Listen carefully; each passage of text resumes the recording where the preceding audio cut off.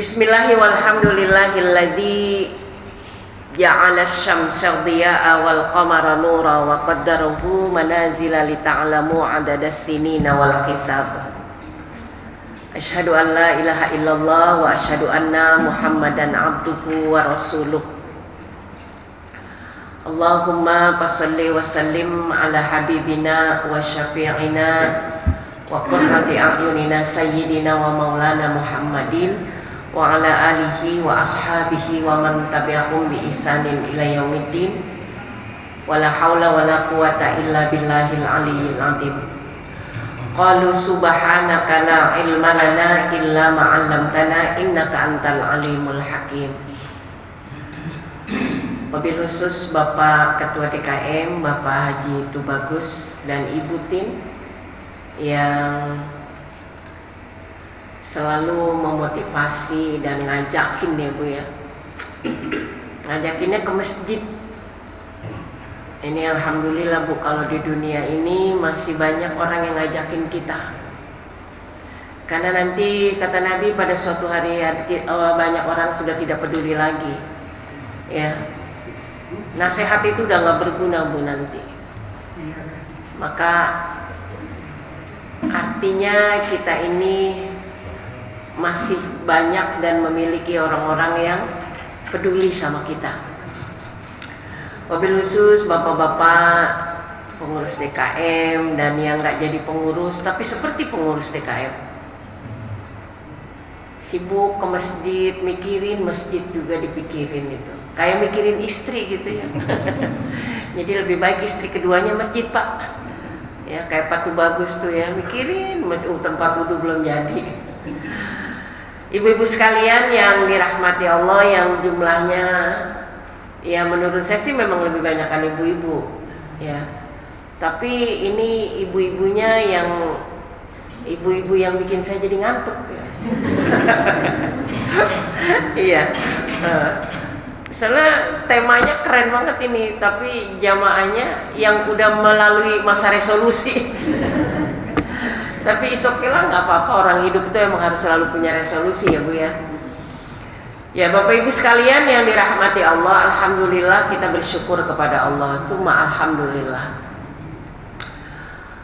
Apapun nikmat yang disuguhkan Allah kepada kita itu semuanya jadi nikmat yang enak itu ketika selalu disikapi dengan berhusnudzan kan gitu ya. Nah kita ini bersyukur banget Bu, sudah di tahun 2025. Lepas dari euforia tiap tahun pergantian tahun miladiah itu mah memang ya ada kadarnya masing-masing lah ya. Kalau kita ingat hidup kita juga nggak langsung solehah kayak begini gitu ya. Ya jadi itu fenomena. Tapi ketika kita berkaca pada suatu perubahan hidup, maka sekarang udah tahun 2025. Lah kalau saya kelahiran tahun 70 Bu, berarti umur saya udah 55. Ada ibu-ibu yang mungkin mendahului kan gitu ya. Artinya kita tinggal evaluasi aja.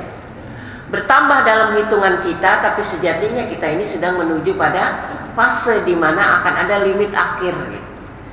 Ya memang kalau bicara tentang batas akhir itu kan nggak ada ketentuan berapa perhitungannya.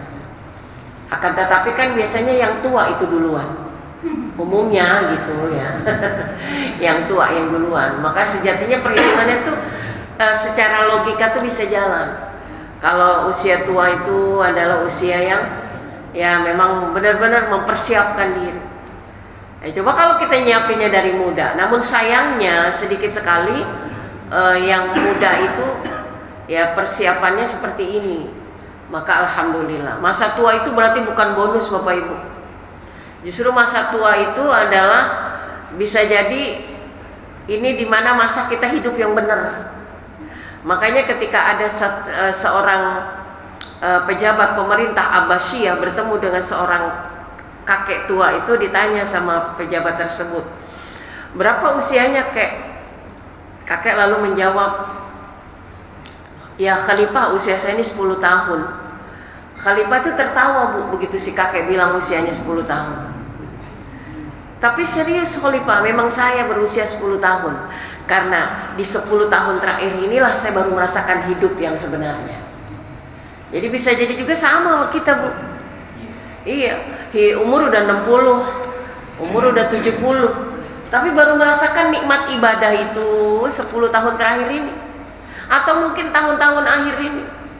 Nah, jadi kan kata Nabi apa, Bu? Orang yang sebenarnya hidup itu adalah orang yang baru benar-benar merasakan halawatul iman, di mana ibadah itu sudah benar-benar terasa nikmat, sedekah sudah menjadi gaya hidup.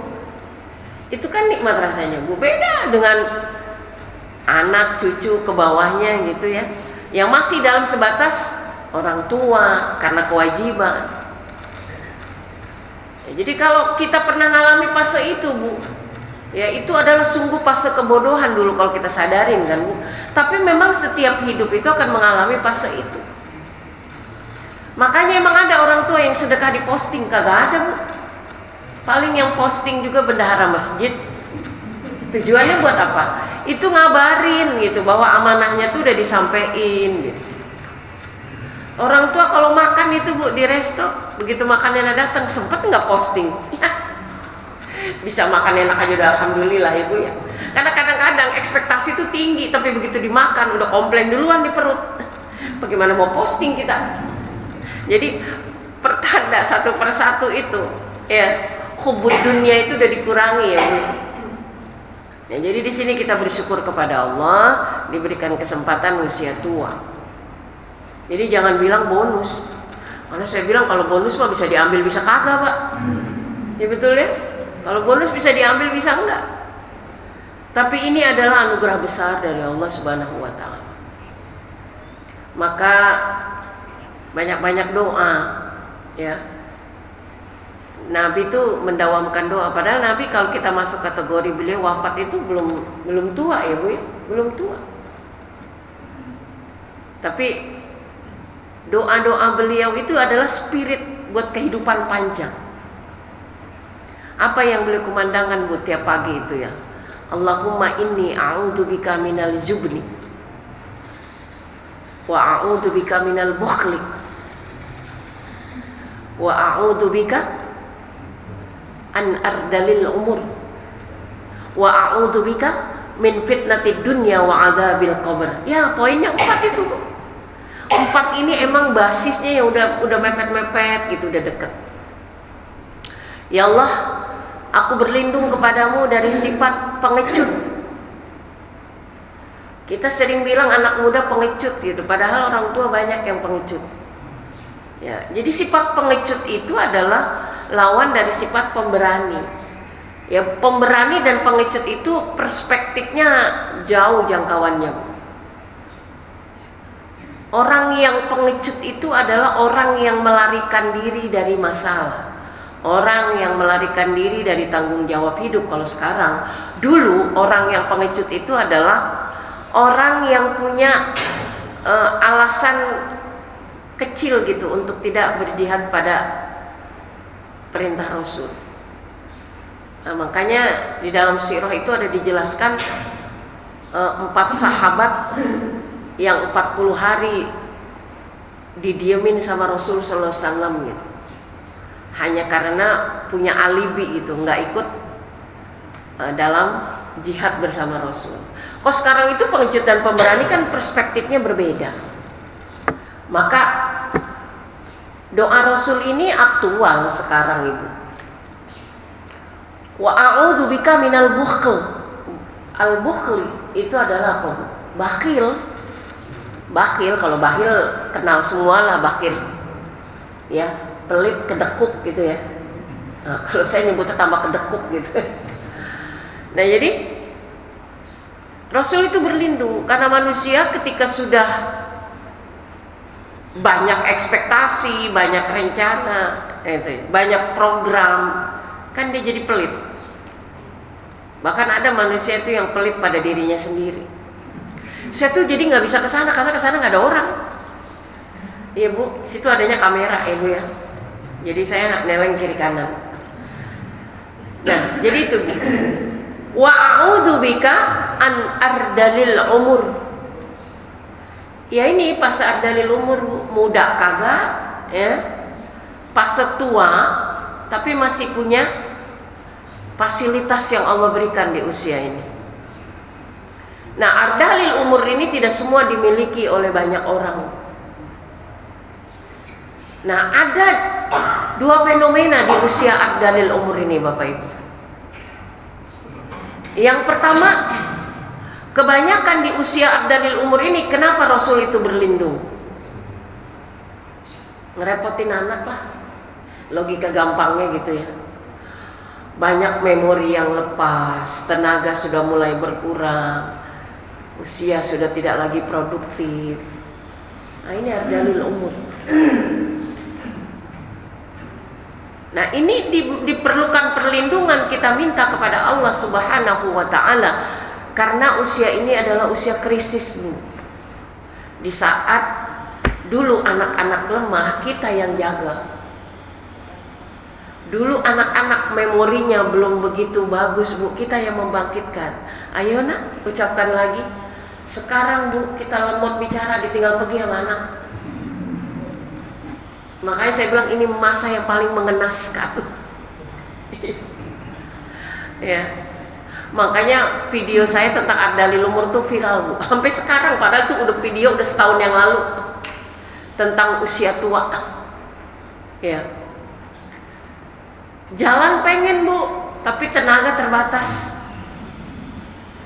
Makan masih nafsu, Bu, tapi perutnya sering komplain. Healing masih doyan, tapi kagak ada yang nganterin. Siapa yang mau nganterin? Oh, anak-anak pada sibuk. Ya. Jadi inilah masa-masa yang Rasul minta perlindungan, Ibu sekalian, ya. Maka komunitas yang paling asyik di usia ardalil umur ini adalah ya majelis taklim, majelis ilmu, Bu. Ya. Yang ketika kita di WA sama anak, sama kita juga nggak bisa balas buru-buru. Kan selama ini mereka yang lemot balas WA kita. Alasannya sibuk kan gitu. Coba dah Ibu jadi pengurus majelis taklim, atau coba dah Bapak jadi ketua DKM. Pasti nanti anak nyari kita, Pak. Mama sekarang ya kalau di WA lama balasnya. Oh, Mama juga sekarang sibuk. Itu kan, Bu. Itu jadi ada satu kenikmatan. Ya, maka inilah yang diminta perlindungan Rasul SAW. Mereka para anbiya itu nggak punya intensitas yang banyak, Bu, dengan anak. Tapi justru intensitas beliau para anbiya itu dekatnya ke Allah, menitipkan anak-anak mereka itu kepada Allah. Lah emang doa Nabi Allah Ibrahim yang diabadikan dalam Al-Quran, Alhamdulillahilladzi wahabali alal kibari Ismail wa Ishak. Allah minta, ya, anugerah besar ini dari hidup saya adalah Ismail dan Ishak. Tapi beliau titipkan kepada Allah kedua putranya ini. Ya karena jangankan dengan Nabi Ishak gitu ya. Nah, dengan Nabi Allah Ismail saja kan beliau ketemu dengan putranya cuma 3 kali. Nah, jadi kebutuhan anak terhadap orang tua itu bukan hanya kebutuhan materi, finansial, ya, tetapi kebutuhan ruhiyah. Nah, maka kalau kita lari kepada tema tentang resolusi mental, ini kan sifatnya ruh, bukan fisik, Bu. Baru ngaji kemarin tanggal 3, baru ketemu lah di tahun baru tuh. Ada seorang ibu datang pada saya tuh. Ibu muda sih, bukan ibu-ibu begini. Padahal dia nggak laporan juga saya udah tahu, Bu. Baru aja peralihan Desember ke Januari dia udah lapor pada saya. Ada resolusi saya nih, Ustazah, apa? Ustazah lihat wajah saya ada yang beda. Beda memang. Ternyata resolusi hidungnya, Bu, ditambahin. Itu nggak berlaku kan bagi yang usia kayak gini. Iya, itu resolusi fisik namanya. Tapi kalau yang disebut sebuah resolusi mental itu sifatnya ruhiyah, Bu, psikis. Karena nggak ada gunanya kita membalut fisik kita ini, Bu. Mau dipermak kayak gimana juga rupanya, Bu, itu nggak akan membawa keabadian.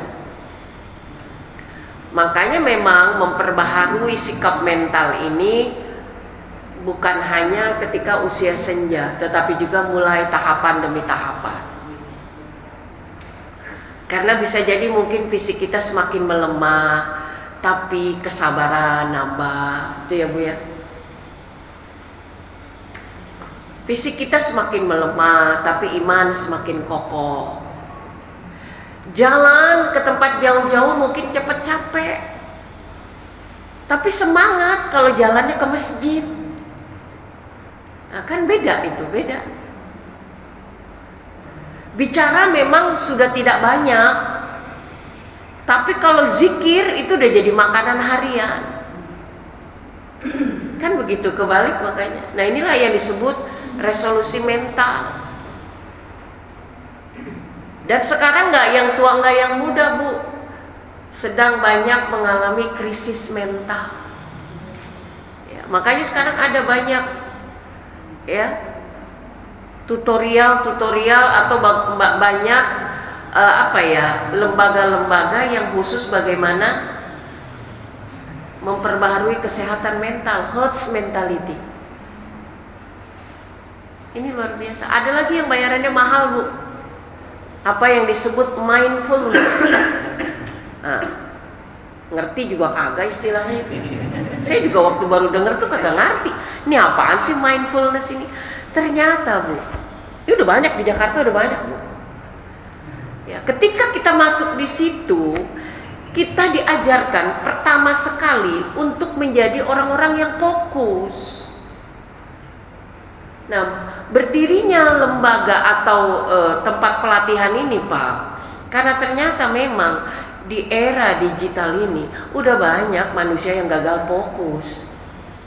Iya. Akibat kegagalan fokus ini efeknya panjang. Banyak orang tua yang gagal fokus, akhirnya apa? Anak-anaknya menjadi generasi yang lemah. Banyak suami gagal fokus, akhirnya apa? Nggak bisa menjadi imam yang baik. Banyak ibu yang gagal fokus, akhirnya jadi ibu jadi-jadian. Kan kalau udah melahirkan otomatis anaknya manggil ibu, tapi itu bukan ibu asli, saya bilang ibu jadi-jadian. Ya apa namanya kalau bukan ibu jadi-jadian? Dipanggil ibu tapi tidak bisa menjalankan tugas dan kewajibannya sebagai seorang ibu. Padahal panggilan ibu Bu, itu ibu nggak perlu deh jadi profesor atau dokter. Kalau udah ada gelar ibu aja berarti itu udah akumulasi dari semua kebaikan, dari segala sumber kebaikan. Karena panggilan ibu kan seringkali saya katakan di sini, sebelum ada hari ibu 22 Desember tahun berapa tuh? 47 ya Bu ya. Dimulai dari pergerakan perempuan hingga muncul peringatan Hari Ibu. Sebelum ada Hari Ibu, ya, ada ayat ibu, ayat tentang ibu, dan itu letaknya di awal, ya. Ummul Quran itu surah apa Bu? Fatihah kan? Itu kan di awal. Bahkan al-umnya ini, Ummul Quran ini, suratul Fatihah ini menentukan sah atau tidaknya sholat seseorang. Itu ibu. Ya, sebelum ada hari ibu, sebelum ibu dikenal, ya, ada pusat kota yang menjadi destinasi besar setiap orang. Ummul Qura itu Mekah Bu. Iya. Ummul Qura itu namanya. Destinasi perjalanan seseorang kemanapun belum dianggap sebuah perjalanan yang meliris pada perjalanan berkah sebelum dia sampai ke Mekah deh. Walaupun dia udah keliling dunia. Maka target kita kan para orang tua begitu kan, pengen ngebawa anak ke kota Mekah. Kalau ke negara lain mah terserah dia deh. Nanti kalau dia punya uang bisa dia tambahin kemana. Ya, tapi orang tua kan ekspektasinya begitu. Ya, resolusinya begitu. 2025 umroh sekeluarga. Kan gitu. Ya, karena itu ke tanah haram. Nah, Aqsa itu kan tempat kedua. Kalau, maaf saya singgung sedikit, kalau tidak ada resolusi pada saat Isra Nabi mampir ke Aqsa, itu beda. Sekarang jamaah yang krisis nanya begini, kenapa nggak dari Mekah langsung aja ke Sidratul Muntaha Nabi? Kenapa harus nyampe ke Aqsa dulu? Sehingga akhirnya perjalanan itu buat kita tuh 3, ya, Masjidil Haram, Masjid Nabawi, Masjid Aqsa. Tapi tanda kutip Aqsanya itu lagi nggak seaman Nabawi dan Haram. Tapi kenapa Nabi disuruh ke Aqsa? Karena Aqsa itu adalah Masjidil Aqsa, tempat sujud terjauh di bumi ini. Dan kenapa Nabi harus disuruh ke Aqsa itu pada saat Isra wal Mi'raj? Apa namanya? Subhanalladzi asra bi 'abdihi lailan minal masjidil haram ilal masjidil aqsa. Kenapa ke Aqsa? Karena Allah ingin ngajak Nabi itu ziarah ke para pendahulunya, di mana pusat dakwah para anbiya itu Palestina. Jadi Nabi diperkenalkan dulu dengan para leluhurnya, di mana Palestina ini adalah kotanya para nabi. Maka darah orang Palestina itu beda sama darah kita. Makanya mereka nggak takut sama bom Israel, mereka nggak takut, Pak. Mentalnya nggak mental alay, Pak. Nggak ada itu di Palestina. Nggak ada mental alay, apalagi lebay di sana. Ya, karena itu adalah mental para anbiya negeri Palestina itu. Nah, itu jadi kita diajarkan di sana. Nah, jadi inilah Bapak Ibu sekalian yang ingin kita sama-sama evaluasi. Betul sih memang biasanya resolusi itu ada yang melatar belakangi tahun baru misalnya. Lah bahasa resolusi kalau kita alihkan ke dalam agama itu namanya apa, Bu? Nawaitu, ya. Kata Nabi, amal orang mukmin yang membedakan dengan amal-amal yang lain itu nawaitunya. Sholat pakai niat, puasa pakai niat, umroh pakai niat. Setiap drap rukun itu di depannya pasti apa? Niat. Semuanya pakai nawaitu. Nih ngaji kalau kagak niat susah, Bu. Ya. Jadi ditidur di pengajian. Ya. Karena begitu ditanya, mau ngaji nggak besok? Ya lihat besok aja dah. Nah, berarti kalau ada kalimat itu, Bu, nggak ada nawaitu. Jadi sebetulnya nawaitu itu apa ya, Bu ya? Kompas. Kita bahasakan resolusi sekarang dia kayak gitu. Alur yang nanti akan menjadi draft kita. Makanya kata Nabi, innamal a'malu binniyah. Segala perkara perbuatan itu kunci gerbang awalnya adalah niat. Lah ini kan niatnya kita pengajian dari tanggal 22 nih, Bu. Ya. Cuman karena sayanya nggak bisa jadi kagak ada pengajiannya kan. Nah, jadi nawaitunya pada sejak kita berencana itu. Jadi nawaitu itu ya itulah sebuah resolusi untuk menjadi jalur sebuah perbuatan. Maka dengan adanya kekuatan niat ini, Bu sekalian, itu perkara itu menjadi beda. Jika seseorang udah berniat melakukan kebaikan, masih dapat 1, Bu, walaupun nggak dikerjakan kebaikan itu, masih dapat 1. Makanya ada orang yang ngajinya tuh patu bagus ke masjidnya cuma nawaitu doang, datang mah kagak. Karena dalilnya begitu, dengan nawaitu masih dapat pahala. Ya alhamdulillah. Makanya nanti dia dipanggilnya Haji Nawaitu. Ya itu karena apa? Karena kebaikan Allah, karena Rahman dan Rahim Allah. Beda dengan kejahatan, walaupun udah pakai nawaitu, tapi kalau dia nggak mewujudkan, kan nggak jadi tuh, nggak jadi, belum dicatat sama Allah kalau itu perkara buruk. Nah maka sebuah kebaikan itu wajib menjadi sebuah platform besar kita, Ibu.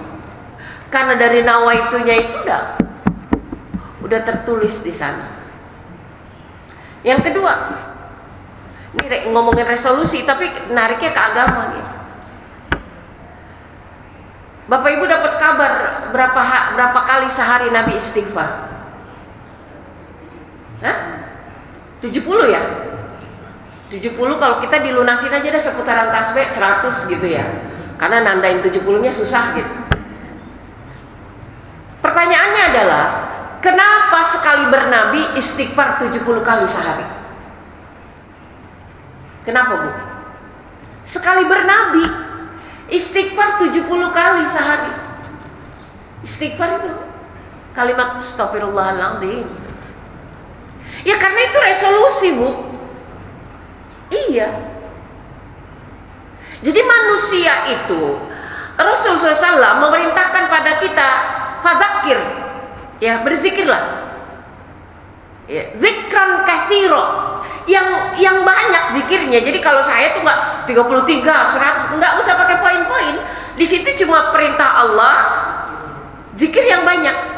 Sekarang kenapa kita disuruh berzikir, Bapak Ibu? Ya karena zikir itu resolusi. Ibadah yang paling ringan itu kan zikir ya, Bu ya. Duduk gitu, muterin tasbih gitu ya. Kagak ngeluarin duit, kagak ngeluarin tenaga gitu. Itu zikir, tapi itu resolusi besar. Dan kenapa ketika ada sahabat bertanya, ya Rasulullah, ada sekelompok orang itu berzikir menggema. Ibu pernah dengar kan sampai illallah, la ilaha illallah, la ilaha illallah gitu kan. Satu lagi, ada kelompok yang berzikir itu pakai hati. Terus mana yang benar? Terus mana yang benar gitu? Nah, apa jawaban Rasul? Rasul tidak menyalahkan mereka yang berzikirnya bersuara. Tidak. Jadi kalau perkara tidak ada jawaban tidak dari Rasul, berarti itu juga benar, Bu. Nggak kayak orang sekarang, Bu. Kalau nggak ada di dalil di kelompok dia, salah, gitu aja kan. Jadi kita seakan-akan banyak salahnya gitu. Jadi ketika jawaban Rasul tidak menyalahkan, ya berarti nggak apa-apa, Bu. Zikir itu bersuara. Nah, zikir itu kan artinya apa, Bu? Menghidupkan jiwa. Nah, zikir dengan dibunyikan itu, Bu, itu akulturasi suara akan direpro oleh akal, kemudian akan masuk ke dalam hati. Ini memang perlu bersuara, Bu. Ya. Memang perlu diyakinkan telinga ini bahwa kita ini sedang mengagungkan Allah, sehingga tubuh ini merespon, Bu. Ruh ini merespon. Ya, dulu aja kita butuh banget, Bu, ucapan cinta dari pasangan hidup. Ya. Padahal dengan dia datang ke orang tua kita, itu tandanya kan cinta. Nah, tapi kan kita perlu perkataan cinta gitu. Ya, itu jadi sebuah kata itu syarat makna. Nah, jadi kenapa kita perlu berzikir? Karena ada yang perlu dirangsang di tubuh ini, Bu. Ya, yaitu apa yang dikatakan sesuatu yang tidak nampak oleh mata. Kenapa mesti ada panggilan azan gitu? Wong orang tahu kok 5 waktu gitu. Ya, karena panggilan ini bisa membangunkan jiwa, yang otomatis kalau jiwanya bangkit, fisiknya gerak gitu. Bahkan ditambahin tuh di subuh itu, ya, dengan as-sholatu khairum minan naum, yang umumnya memang di waktu subuh itu hampir 90% orang lagi tidur. Makanya ditambahin kalimatnya as-sholatu khairum minan naum gitu. Jadi kalimat ini, maka jawabannya juga beda, Bu. Sodaqta wa barakta wa ana ma'akum minasyahidin. Beda dia dari kalimat yang ketika Allahu Akbar, Allahu Akbar, ibu jawabnya Allahu Akbar. Tapi ketika kalimat as-salatu khairum minan naum, jawabannya beda, Bu. Ya kalau ibu nggak hafal, ibu nggak bisa jawab. Seakan-akan yang ngedengar ini ngomong, engkau benar ya muazzin, ya kan? Sodakta, bahwa emang sholat itu lebih penting, lebih baik daripada tidur. Wabarokta, dan engkau yang membangunkan kami, ya, engkau yang dapat keberkahan. Wa ana ma'akum minasyahidin, engkau dan aku menjadi saksi tentang komitmen ini. Itu kan membangkitkan jiwa, Bu, kalau dari makna terdalamnya. Nah, karena nggak tahu artinya nih, Bu, ya, apalagi yang Sunda, jawabannya kan bukan sodakta. As-salatu khairum minan naum, salat naun. Karena nggak bisa jawab gitu ya. Makanya Bapak Ibu ajarin sama anaknya itu jawabannya, ya, jawabannya itu gitu. Jadi ini apa, Bu? Jiwa itu emang perlu disugesti dengan panggilan. Nah, setelah yang dipanggil itu datang, pas begitu merapat, dipanggil lagi dengan iqomah, kan gitu. Iqomah itu artinya mengokohkan, Bu, ya, menguatkan barisan. Kita sudah berada di dalam satu barisan ini yang akan take off, ya, Bu. Naik pesawat itu gemeternya kan pada saat landing dan take off, Bu, ya. Udah di atas mah disuruh buka tuh, sabuk. Sama sholat itu rumitnya ketika kita mau take off, Bu, ya. Udah merem-merem Allahu Akbar, masih aja tuh godaan datang. Bahkan udah punya doa, Allahumma inni a'udzubika, Rabbi a'udzubika minal hamazati syayatin wa a'udzubika Rabbi ayahdurun. Datang lagi tuh setan. Kayak itu. Jadi resolusinya apa? Diniat. Nah, maka hari ini Bapak Ibu sekalian, kalau bicara tentang mental, emang kita tuh ya, Bu, ya, sibuk tiap hari tuh detoksifikasi, ya. Ini makanan kita kotor, ya. Ini darah kita perlu dicuci. Nah, enggak, sekarang jiwa ini detoksifikasinya pakai apa ya, Bu? Itu tadi pakai zikir. Makanya kan kata Allah di dalam surah Ar-Ra'd, ya, Bu, ya, itu alladzina amanu wa tatma'innu qulubuhum bi dzikrillah. Orang-orang beriman itu kenapa kelihatannya tenang? Ibu mohon maaf ya, ngelihat ustadz, saya mah kalau ngelihat ustaznya adem, ibu jangan ibu kira, Bu, dalamnya mah bergejolak. Saya mah kesel kalau ibu ngomong ini, ngelihat ustazah Yati itu adem, sama aja, Bu, kalau ditarik telur mah mateng, ya. Kenapa? Kita itu punya tameng, Bu, ya, bizikrillah. Jadi kelihatannya tenang, Bu, ya. Tapi alhamdulillah, mudah-mudahan itu kendalinya. Jadi murid bilang sama guru, itu kayak kalau, ya, misalnya ibu ngeliat ustadz, ya, guru ibu tuh, ya, kalau ngeliat guru-guru tuh, pakar-pakar agama tuh tenang. Bukan mereka gak punya masalah, Bu, sama aja, ya. Apalagi ustadz yang istrinya lebih dari satu, kagak saya jamin dah, Bu, tenang. Suaminya ustadz, kan istrinya bukan ustadzah, ya. Makanya tambah istri tambah ujian, Pak, ya. Itu masalahnya. Kita mah nggak takut di poligami, Pak. Yang kita kasihan bapak-bapaknya, justru bahaya. Sholat nggak khusyuk, ke masjid jadi jarang. Kan yang kasihan bapaknya. Ini kita mulu disalahin. Betul nggak, Bu? Makanya kalau ngebahas ini mah jangan cuma undang Ustazah Yati, imbang. Saya lupa video ini tuh, ya. Ya makanya ini karena khawatir, istri satu aja juga jarang konsen sholat. Bener nggak?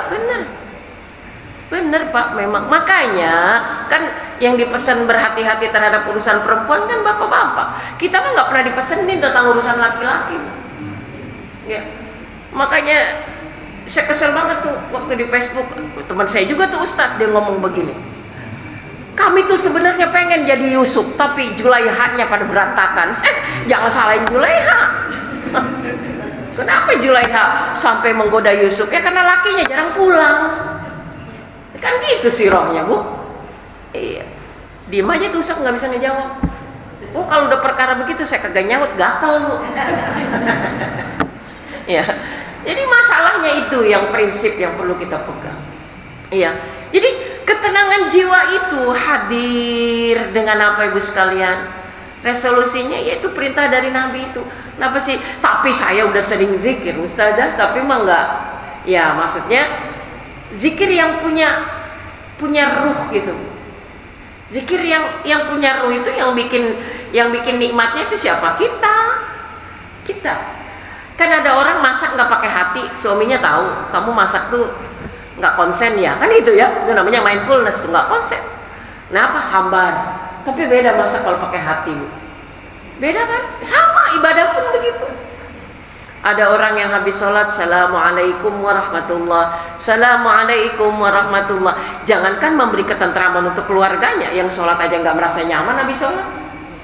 Makanya habis sholat tuh nyendernya beda. Ya Allah, beda dengan yang benar-benar memang memaknai makna sholat. Manusia itu bisa begitu senangnya gitu ketika habis ngadep pejabat, seakan-akan urusannya bisa dibantu selesai. Tapi ngadep Allah masih punya keraguan. Nah, kan kita pikir ya Bu ya, nggak nyambung ya. Ini habis ketemu Pak Lurah udah jamin dah tiap ke kelurahan KTP gampang lancar. Lu kita habis menghadap Tuhannya Pak Lurah, Tuhannya Pak Camat, Tuhannya Pak Wali, Tuhannya Pak Presiden. Kita habis sholat masih ragu. Selesai nggak ya urusan? Ya makanya berarti nggak mi'raj itu namanya. Ya. Baru Isra doang gitu. Makanya Isra wal Mi'raj. Ya. Isra itu aysara, jalan. Bapak dari masjid, Ibu dari rumah ke masjid, ini kan jalan. Ini mau Mi'raj apa kagak, ini kan tergantung di dalamnya. Ya. Karena seseorang ketika dia sudah Mi'raj, itu koneksinya, waduh, itu berapa giga itu Bapak Ibu. Itu luar biasa. Nah ini koneksi terdalam ya, itu yang disebut kesehatan mental. Maka sekarang kenapa ada pelatihan sholat khusyuk ya, kenapa ada komunitas-komunitas apa ya, bimbingan ya, yang muda itu kalau lagi ada pengajian itu ya, konflik-konfliknya bejibun itu lihat yang konsul yang bertanya sama Ustadz Hanan itu sambil nangis-nangis, padahal masih muda-muda ya Bu. Yang ibu-ibu juga begitu, kelasnya ibu-ibu beda lagi. Ya emang benar sekarang banyak ternyata mental-mental sakit. Ya karena sibuk memperbaiki fisik itu. Makanya sekarang banyak Pak perempuan-perempuan mukanya mah glowing tapi jalannya miring Pak. Kagak imbang itu. Ya. Berarti iya dia hanya mampu memoles fisik. Kasih uang sama suami, sibuk buat ngurus apa. Nah itu jamaah saya yang tadi di permak hidungnya itu disuruh deposito 300 juta sama suaminya. Dia gunain buat nambel hidung. Resolusi 2025. Kenapa? Kan dia takut suaminya diambil orang. Padahal suami mau istri di permak kayak gimana juga biasa aja ngelihatnya. Karena yang didambakan pasangan hidup semakin lama itu bukan hanya fisik. Iya. Makanya disebutnya di Quran itu sakinah, kekekalan. Iya. Kalau kekal itu nggak ada, fisik itu yang kekal Bu. Kalau ngomongin kekal mah, kalau dibilang masih muda ya ketipu dia, ketipu. Ya sesungguhnya fisik ini akan melemah. Nah maka resolusi besar itu lebih kepada sikap mental. Makanya makin tua rumah tangga makin ayem. Ya. Mungkin keuangan kita sudah tidak seperti waktu muda, ya. Tapi sejatinya itu lebih menenteramkan dibanding dengan dulu. Lah kenapa? Ya karena memang sudah tidak lagi orientasinya itu kepada apa yang nampak di mata. Apa yang nampak di mata. Kalau kita hanya sibuk memperbaiki fisik saja, maka kita akan menjadi orang-orang yang rugi. Terlebih lagi kan memang itu sudah dipesankan oleh Allah Subhanahu wa taala. Allah nggak lihat yang kayak gini, makanya nggak minta dipertanggungjawabkan kita nanti masalah fisik mah. Maka nggak usah terlalu sibuk dengan fisik. Karena ini bukan yang diminta sama Allah. Innallaha la yanzuru ila ajsamikum. Allah nggak lihat itu jisim kamu. Wala ila suwarikum, tampilan kamu, nggak Allah lihat. Walaki yanzuru ila qulubikum wa a'malikum. Ya. Makanya lagi viral tuh, seorang suami masih muda punya istri lebih tua dan pas-pasan tampangnya, tapi dia bahagia banget ya.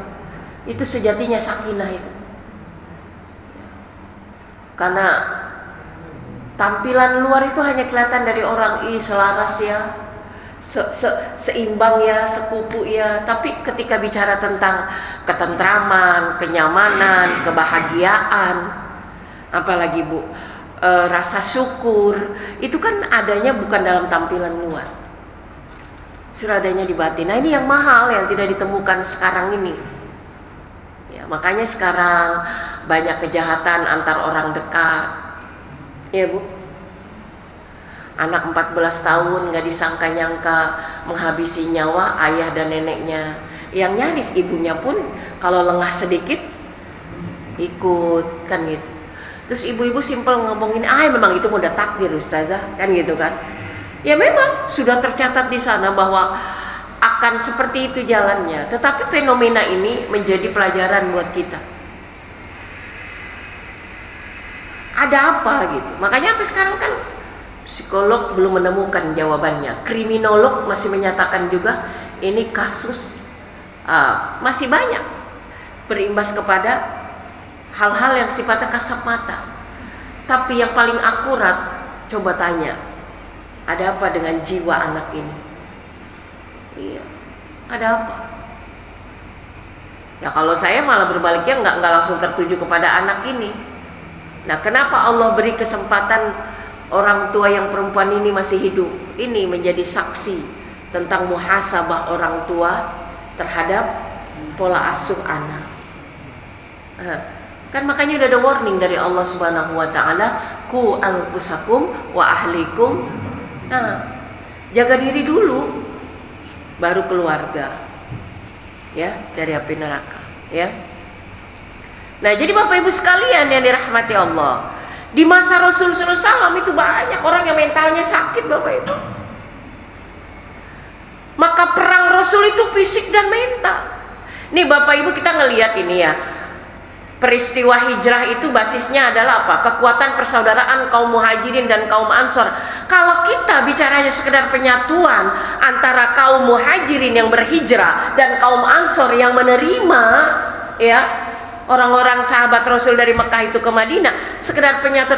Apakah Bapak dan Ibu berpikir semudah itu mereka bisa beradaptasi, berakulturasi dalam batas teritorial yang berbeda, kultur yang berbeda, tatanan kemasyarakatan yang berbeda? Susah panjang. Dan itu yang bisa merasakan dan langsung memberikan solusi siapa? Rasul.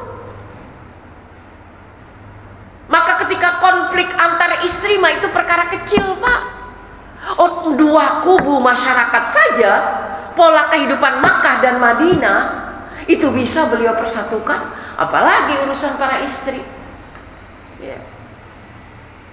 Makanya Bapak kalau mau poligami ya, belajar dulu bagaimana bisa nyatuin ya, bisa nyatuin dua negara itu bisa rukun. Kalau dua istri saja perang mulu Pak, nggak punya modal perang. Baru 2 jiwa loh Pak, baru 2 jiwa. Kalau saya mau baliknya ke situ. Makanya suami saya udah keok banget kalau ngebahas ini. Udah kagak bakalan dia punya alibi lain. Bukan perkara soal keadilan, udah mapan, hyperseksual, enggak ke situ orientasinya. Sanggup nggak nguasain 2 jiwa ini ya? Kalau nambah istri nambah kan jiwanya. Iya. Nah jadi seperti itu, Masya Allah. Dan ternyata itu perjuangannya, Masya Allah. Saya baca terdalam makna hijrah itu ya. Ketika ada resolusi piagam Madinah di sana, saya bacanya itu bukan di luarnya Bu, di dalamnya. Ya Allah, ya ternyata pantas ya, pantas kalau hadiah besar dari Allah Subhanahu Wa Taala, ya tidak tanggung-tanggung risalah, ya perjalanan Nabi itu dibahagiakan oleh Allah, Isra wal Mi'raj sampai ke Sidratul Muntaha. Kalau kita Bu, ya batasan cuma mana lah Bu, ya antar negara aja itu belum tentu mampu kita. Dipantas kalau Allah memberikan fasilitas besar kepada Nabi, karena perjuangannya bukan hanya fisik tapi juga mental. Bahkan udah habis perang besar, Rasul masih ngomong dengan para sahabat, nahnu narji'u min jihadil asghar. Lah, ini perang, udah perang paling besar, tapi Rasul masih bilang jihad kecil min jihadil akbar. Ternyata jihad paling besar itu kata Nabi apa? Mengekang hawa nafsu, kan Bu? Berarti semua kita ini adalah mujahid-mujahid kaliber yang siap berjuang. Makanya kalau disemprot sama Abu Lahab dengan tipuannya, dihina sama Abdullah bin Ubay bin Salul, ya itu mah gak seberapa bagi Rasul. Ya, nggak seberapa. Dilemparin batu sama penduduk Taif, bukan disambut malah disambit, ya itu mah nggak seberapa bagi Nabi ya. Ketika kita bisa menyibak risalah perjuangannya itu luar biasa. Lah kita Ibu ngaku umat Nabi ya, dikasih jatahnya tuh kecil Bu, jatah ujiannya tuh minim banget, tapi kita menganggap ini kiamat kubro. Nah, ya, jadi bagaimana mau membuat resolusi kan gitu ya. Jadi evaluasi besar itu kayak gitu sebenarnya Bu. Ya, kalau kita merenungkan evaluasi besarnya. Ya, maka kita sekarang ini ya berada di pada perjalanan hidup kita aja. Karena statement dari Allah Subhanahu wa taala itu besar buat kita dalam yang Allah sampaikan itu ya Bu ya. Sebuah perubahan besar itu terjadi dari mana? Dari diri kita. Innallaha la yughayyiru ma biqaumin hatta yughayyiru ma bi anfusihim. Allah tidak akan merubah keadaan suatu kaum kecuali Dia yang merubah. Kita merdeka ini bukan hadiah dari penjajah Bu. Oh, kalau dikasih hadiah Pak, itu bisa dibangkit itu. Dulu gua kasih lo. Enggak. Kita merdeka ini perjuangan. Kita merdeka ini pengorbanan. Jadi nggak ada orang yang bisa meremehkan kita. Maka jadi orang itu jangan aji mumpung, minta, gampang minta. Kalau itu diberi, yang menerima pemberian itu Ibu sekalian, dia akan memiliki sikap mental yang rendah. Jadi beda dengan sikap mental para pejuang. Makanya akhirnya dalam agama yang di atas tangan itu lebih mulia daripada tangan yang di bawah. Karena penghargaan Allah terhadap tangan yang di atas ini, pembentukan sikap mental bagi wujud tangan yang memberi ini luar biasa Pak Ibu.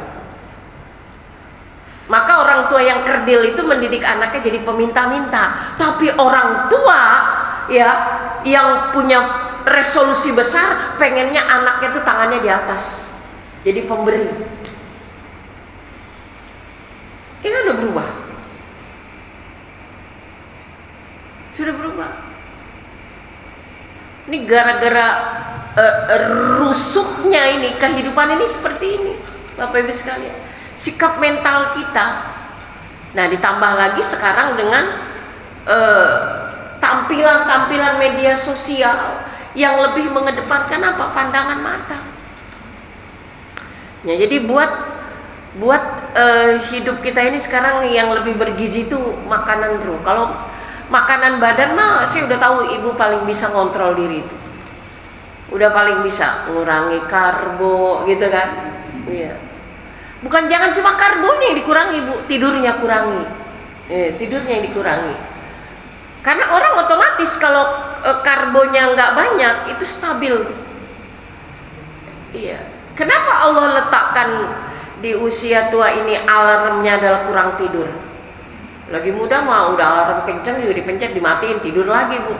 Sekarang gak usah pakai alarm Bu, udah otomatis bangun. Ya udah otomatis tuh bangun. Ya. Karena apa? Karena energi ruh itu, yang muatannya itu udah stabil Bu, udah stabil. pertanyaannya gini, ini otomatis ada pembentukan mengalir sendirinya atau memang ada sebuah proses, Ustazah? Kan gitu. Ya, ruh ini perlu dididik, Bapak Ibu, perlu dididik. Kita menjadi seperti ini, ya. Mungkin yang pertama ada anak-anak yang merasa tidak dididik dengan baik oleh orang tuanya. Tapi ketika dia punya circle yang bagus, komunitas yang bagus, maka itu akan berimbas baik bagi dirinya. Maka kenapa sih Bu, Nabi begitu nyampe ke Madinah itu yang dibangun itu masjid, yang dicari itu tempat buat ngediriin masjid. Ya karena masjid itu punya nilai spiritual yang tinggi, Bu. Dan tinggal yang paling nyaman itu tinggal dekat masjid, Bu. Tinggal yang paling nyaman itu tinggal yang dekat masjid. Iya. Karena kontrol mentalnya kuat itu kalau kita berdekatan dengan masjid. Anak-anak meskipun subuh nggak ke masjid, Bu, mereka dengar itu azan. Dibangunkan alam bawah sadarnya itu dengan kumandang azan. Ya. Kalau lepas dari pro dan kontra, boleh nggak nih azan terdengar ini di komplek ini kedengaran gitu ya? Ya sebetulnya dahsyatnya gitu untuk membangunkan jiwa-jiwa yang tidur. Oh, Al-Qurannya jadi suruh bangunin. Ya ayyuhal mudaththir. Ya. Ya ayyuhal mujammil. Ya, yang berselimut itu disuruh lepaskan itu selimutnya. Kum fa'anzir. Bangun, tapi bangunnya apa? Untuk membesarkan nama Tuhannya.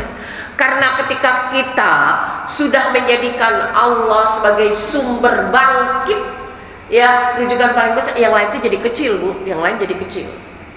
Ya. Yang lain itu standar udah.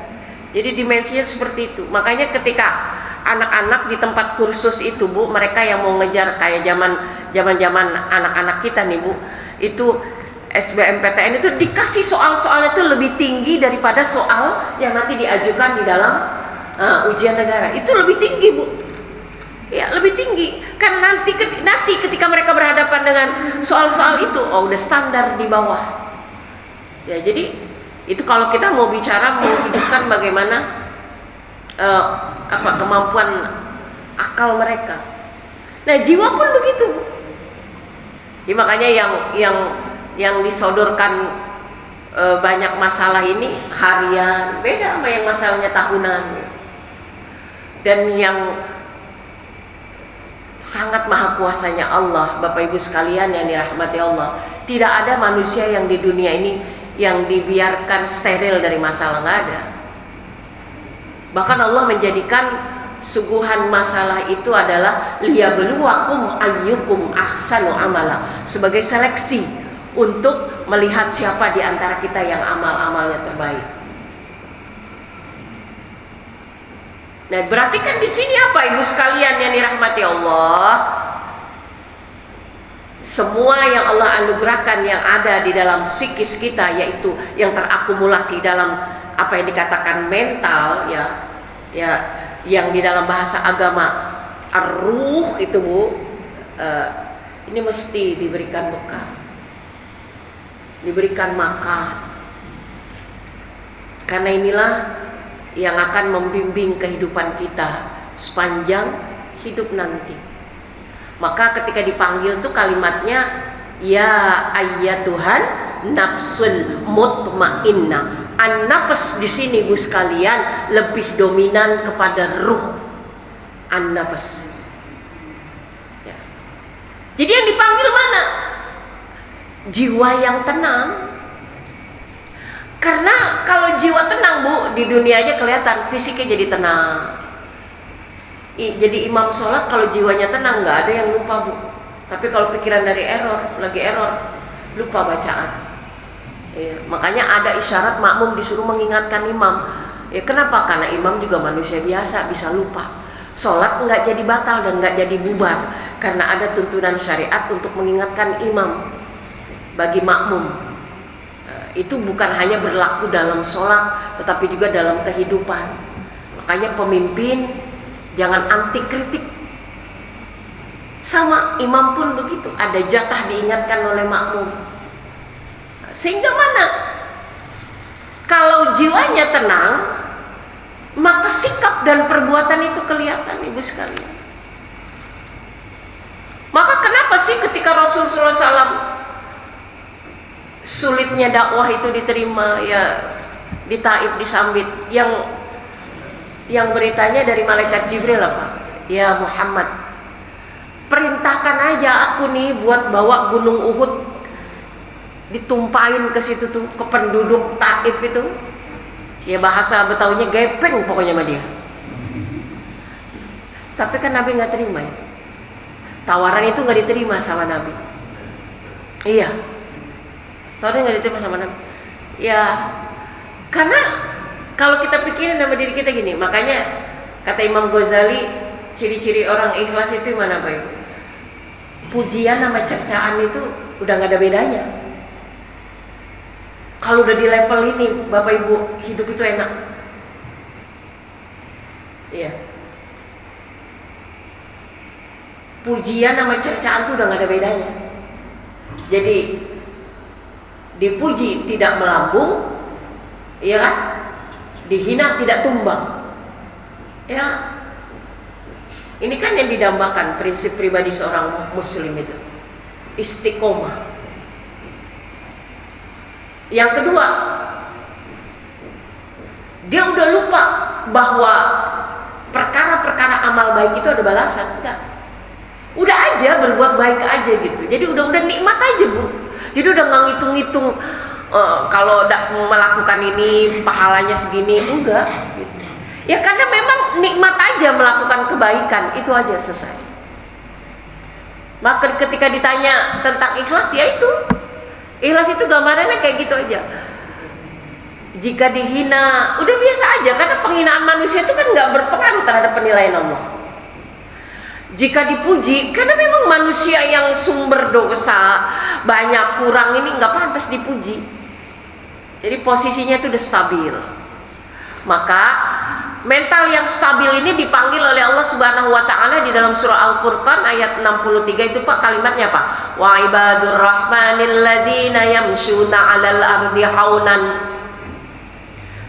Bagi hamba-hamba Rabb yang Maha Rahman itu memiliki jiwa yang haunan. Haunan itu ya stabil gini. Ya. Tidak, ya orang kalau jiwanya stabil itu Bu, kelihatan dari jalannya gitu. Tidak nunduk ke bawah, udah kelihatan banget susahnya tuh kalau udah begitu tuh. Ya, udah kelihatan dah tuh. Ya. Orang kan lihat buat gestur tubuh tuh. Tidak juga menengadah, itu kelihatan pongahnya, kelihatan sombong. Ya. Jadi orang sombong itu kelihatan dari gaya jalannya, bukan kaki duluan yang jalan, tapi tas duluan yang jalan. Jadi haunan itu tuh bersahaja Ibu. Haunan itu pas sekali dalam sebuah pergerakan posisi tubuh itu. Seperti berdiri sholat. Sholat yang paling bagus itu sholat yang sempurna itu sholat berdiri Bu, rukunnya terpenuhi.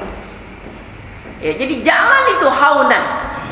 Haunan itu adalah jalan yang mengundang inspirasi orang. Ya, jalan yang mengundang inspirasi orang itu bukan jalan di catwalk, bukan Bu, tapi jalan yang ibadur rahman. Alladzina yamsuna 'alal ardi haunan. Punya duit ya begitu jalannya, kagak punya duit ya begitu Bu. Jadi orang nggak bisa nebak gitu dia dapat arisan apa gusuran, nggak ada. Dompetnya lagi penuh atau dompetnya lagi kosong, ya emang dia kayak gitu orangnya. Susah nggak kelihatan, senang juga begini, jadi kagak gampang ditebak. Ya, jadi kita belum masuk kategori memiliki mental yang sehat apabila wajah kita masih bisa ditebak sama orang. Nah, kalau gini ketahuan nih lagi kagak punya duit. Kalau kayak gini ketahuan nih suaminya nggak pulang 3 hari. Kita biasa aja gitu. Nah, jadi inilah yang dimaksud tadi itu Bu. Pas disterilisasi dengan zikir, dimantapkan dengan nilai ruhiyah, merasakan nikmat ketika ibadah. Jadi pola orang bisa membaca kita itu dari mana Bu? Kan dari kehidupan kita, terlebih lagi tetangga. Makanya dalam hidup yang paling kepo itu siapa Bu di luar keluarga? Tetangga. Iya. Kenapa dia kepo? Ya karena paling tahu perjalanan hidup kita itu. Ya. Nah, tetangga yang kepo itu tetangga yang sakit Bu. Sakit. Dia bilang dia sehat. Dia bilang di glowing, tapi mana yang saya bilang jalannya miring? Karena kepo jadi miring terus matanya. Orang kepo tuh gitu kan Bu, jalannya nengok, bukannya ke depan kok malah miring, akhirnya kan nabrak. Jadi jalan yang bagus tuh jalan yang fokus. Nyetir yang selamat itu adalah fokus ke kaca depan yang lebar, sesekali lirik spion, kan gitu. Bukannya fokusnya ke spion, kejedot malah di depan. Iya belakang aman, tapi di depan yang berbahaya. Maka yang penting tadi kata Pak Ustadz, baca tadi ayat surah Al-Hasyr ayat 18 ya. Allah mengingatkan kita yang penting itu apa? Wal tanzur nafsum ma qaddamat lighad, depan hari esok. Udah nggak usah mikirin 2024, kan udah berlalu. Ini masih halu, coba ya dulu ya.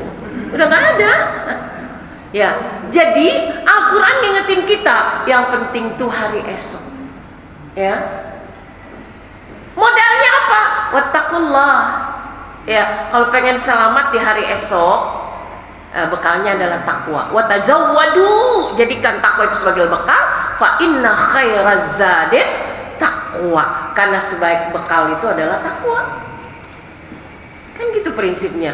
Jadi udah biarin berlalu 2024 dengan segala. Nah kalau ibu masih, kita bapak merenung-renungi peristiwa terbaru, susah move on, akhirnya perjalanan ke depan ya resolusinya melemah. Resolusi bagus tapi aplikasinya lemah karena masih terbelenggu dengan sisa-sisa yang lalu. Maka dalam agama dipanggil kita tubu ilallah taubatan nasuha. Kalau mau hengkanglah yang benar-benar punya energi. Kalau mau move onlah yang berisi. Itulah sebuah rihlah, itulah sebuah jihad ibu. Jadi jihad kita bukan perang, hijrah dari kehidupan. Terserah. Ada orang yang mulai menukil-nukil masa lalu kita, belum bisa nerima, ya artinya kita yang sekarang, is okay, nggak masalah bu. Yang penting fokus dengan perjalanan yang sedang kita liris, bukan yang sudah berlalu. Lihat visi Rasul SAW, Abu Bakar Siddiq dengan Khalifah Umar bin Khattab disejajarkan, padahal dua-duanya memiliki background yang berbeda. Abu Bakar Siddiq tidak pernah tersentuh dengan kemusyrikan, jangankan kezaliman. Tapi kedudukannya sejajar dengan Khalifah Umar bin Khattab yang punya masa lalu kelam. Tapi itu Rasul nggak ungkit-ungkit karena baginya Umar dan Abu Bakar yang sekarang ini adalah dua besti yang memang sangat-sangat beliau banggakan. Iya kan gitu. Diajarkan kita bu untuk melihat visi ke depan. Nih ketemu orang nih bu yang ngingetin pada masa lalu kita, ya sudah, say hello aja gitu. Jangan jadiin bestie, selesai.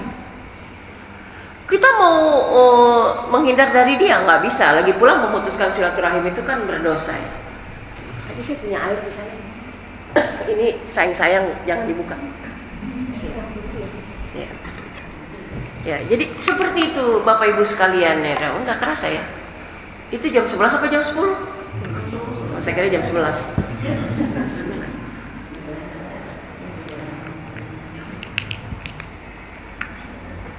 Ya. Ya, jadi itu. Yang pertama apa? Perbaiki hubungan kita dengan Allah. Hablum minallah. Kalau kita sudah memperbaiki hubungan kita dengan Allah, maka relasi-relasi dengan yang lain itu baik. Sekarang ini banyak relasi yang toksik Bapak Ibu.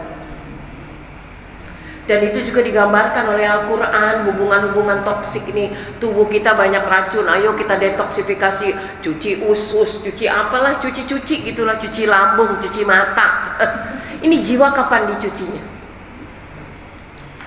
Kalau suami menganiaya istri itu kan toksik dalam relasi suami istri. Anak ya, Masya Allah ya, yang sejatinya didambakan harmonisasi di dalam perintah Allah Subhanahu Wa Taala. Sekarang itu justru malah kejahatan terjadi di dalam lingkungan orang-orang terdekat Bapak Ibu. Betul kan? Suami istri, pasangan katanya cinta, tapi kenapa saling menyakiti? Katanya bestie, tapi kenapa pertemanan pakai untung dan rugi? Bu, di depan manis, di belakang sinis. Nah ini yang terjadi sekarang. Ya itu kenapa? Karena mentalnya pada sakit. Pada sakit. Ya. Kemarin ada seorang ibu curhat, dulu mereka tuh, saya tuh kalau lihat komunitas ibu-ibu, oh ini berteman karena mereka sepupu, suaminya sama-sama pejabat BUMN. Jangan coba-coba nyampur, PNS ada di situ. Capek deh. Ya, jadi mereka tuh circle-nya gitu, Bu. Jadi tasnya sama-sama branded. Nih Pak, dengar ya, saya lagi cerita ibu-ibu dulu ya Pak ya. Karena saya banyak bergaulnya sama ibu-ibu. Di sini kelasnya branded. Yang para PNS ini sama komunitasnya ini. Yang kelasnya ya inilah ya, kelasnya Tanah Abang. Kalau ini kan kelasnya Dubai, gitu kan. Beda. Ini Bu, ya. Ya kalau ini kelas-kelasnya kan ya healing-healingnya cukup puncak. Kalau ini kan beda, ya. Nah, jadi tuh. Nah, akhirnya apa nih? Lama hilang nih komunitas ini, Bu. Hilang. Satu orang datang ke saya gitu. Bu, sudah lama saya nggak hadir. Karena saya ngeliat ibu-ibu kan kalau hadir di kajian. Kalau nggak hadir saya jarang lihat. Nah, akhirnya apa? Ternyata benar dia mengakui bahwa sekarang udah ditinggalkan komunitasnya. Ya, udah ditinggalkan. Kenapa? Akhirnya baru tahu siapa teman sejati. Kan gitu. Padahal udah diingatkan di dalam Al-Quran, hubungan apapun kalau tendensinya dunia nggak ada yang langgeng, Bu, nggak ada. Maka dihina seorang laki-laki yang menikahi perempuan karena kecantikan. Pada saat istrinya udah nggak cantik lagi, kan kabur. Maka dihina perempuan ketika menikahi laki-laki karena kekayaan. Karena ketika laki-laki itu sudah tidak berjaya, maka dia akan terhina. Semua ada balasannya. Pertemanan pun begitu. Maka di dalam surah Az-Zukhruf ayat 67 kata Allah apa? Al-akhillau yauma idzin ba'duhum li ba'din aduwwun. Pertemanan apapun, hubungan apapun kelak di kemudian hari akan jadi musuh illal muttaqin, kecuali hubungan yang dibalut dengan ketakwaan. Walau jarang-jarang ketemu Bu, kita nggak pernah ada masalah kan? Ya karena kita ketemunya atas dasar takwa, ngaji ketemunya. Di luar itu saya nggak mau membangun relasi. Bahkan hutang piutang saya tuh nggak mau berurusan, Bu. Karena hutang pemutus silaturahim yang paling tajam. Maka kalau sama saya jangan minjem. Kalau ibu butuh bilang aja. Kalau saya punya saya bantu. Kalau minjem mikir saya. Ya, karena sekarang antara yang minjem sama yang minjemin, galakan yang minjem. Kan udah tahu sunatullahnya kayak gitu. Maka dijaga. Polarisasinya dijaga. Itu udah diajarkan oleh Allah Subhanahu wa taala. Relasi, mana relasi? Sama anak-anak nih, Bu, hati-hati. Ini yang saya khawatirkan nih. Udah pada nikah nih Bapak Ibu, jangan dikira kita nyaman. Ngaji aja udah ke masjid, anak-anak udah pada nikah. PR-nya selesai Ustazah, saya mah siapa bilang? Anak 3 tambah 3 mantu, berarti kan jadi 6. Siapa bilang PR selesai? Malah nambah. Ya. Ternambah cucu dari satu anak 2 aja. Dikalikan 3 induk udah berapa Pak, Bu? Jadi nggak ada PR yang selesai kecuali nanti ketika kita di kuburan. Itu baru selesai. Ya, maka itulah tempat yang paling sepi. Nggak selesai Bapak Ibu, karena kenapa? Kenyataannya di antara mereka setelah menikah mulai terjadi konflik kepentingan dalam rumah tangga mereka masing-masing. Orang tua berada di tengah nih, belain yang ini juga anak. Ya, nolongin yang ini iri. Itu PR lagi, Bu, buat belajar jadi orang tua yang bijaksana. Ini pernah dirasakan oleh siapa? Nabi Allah Ya'qub alaihi salam.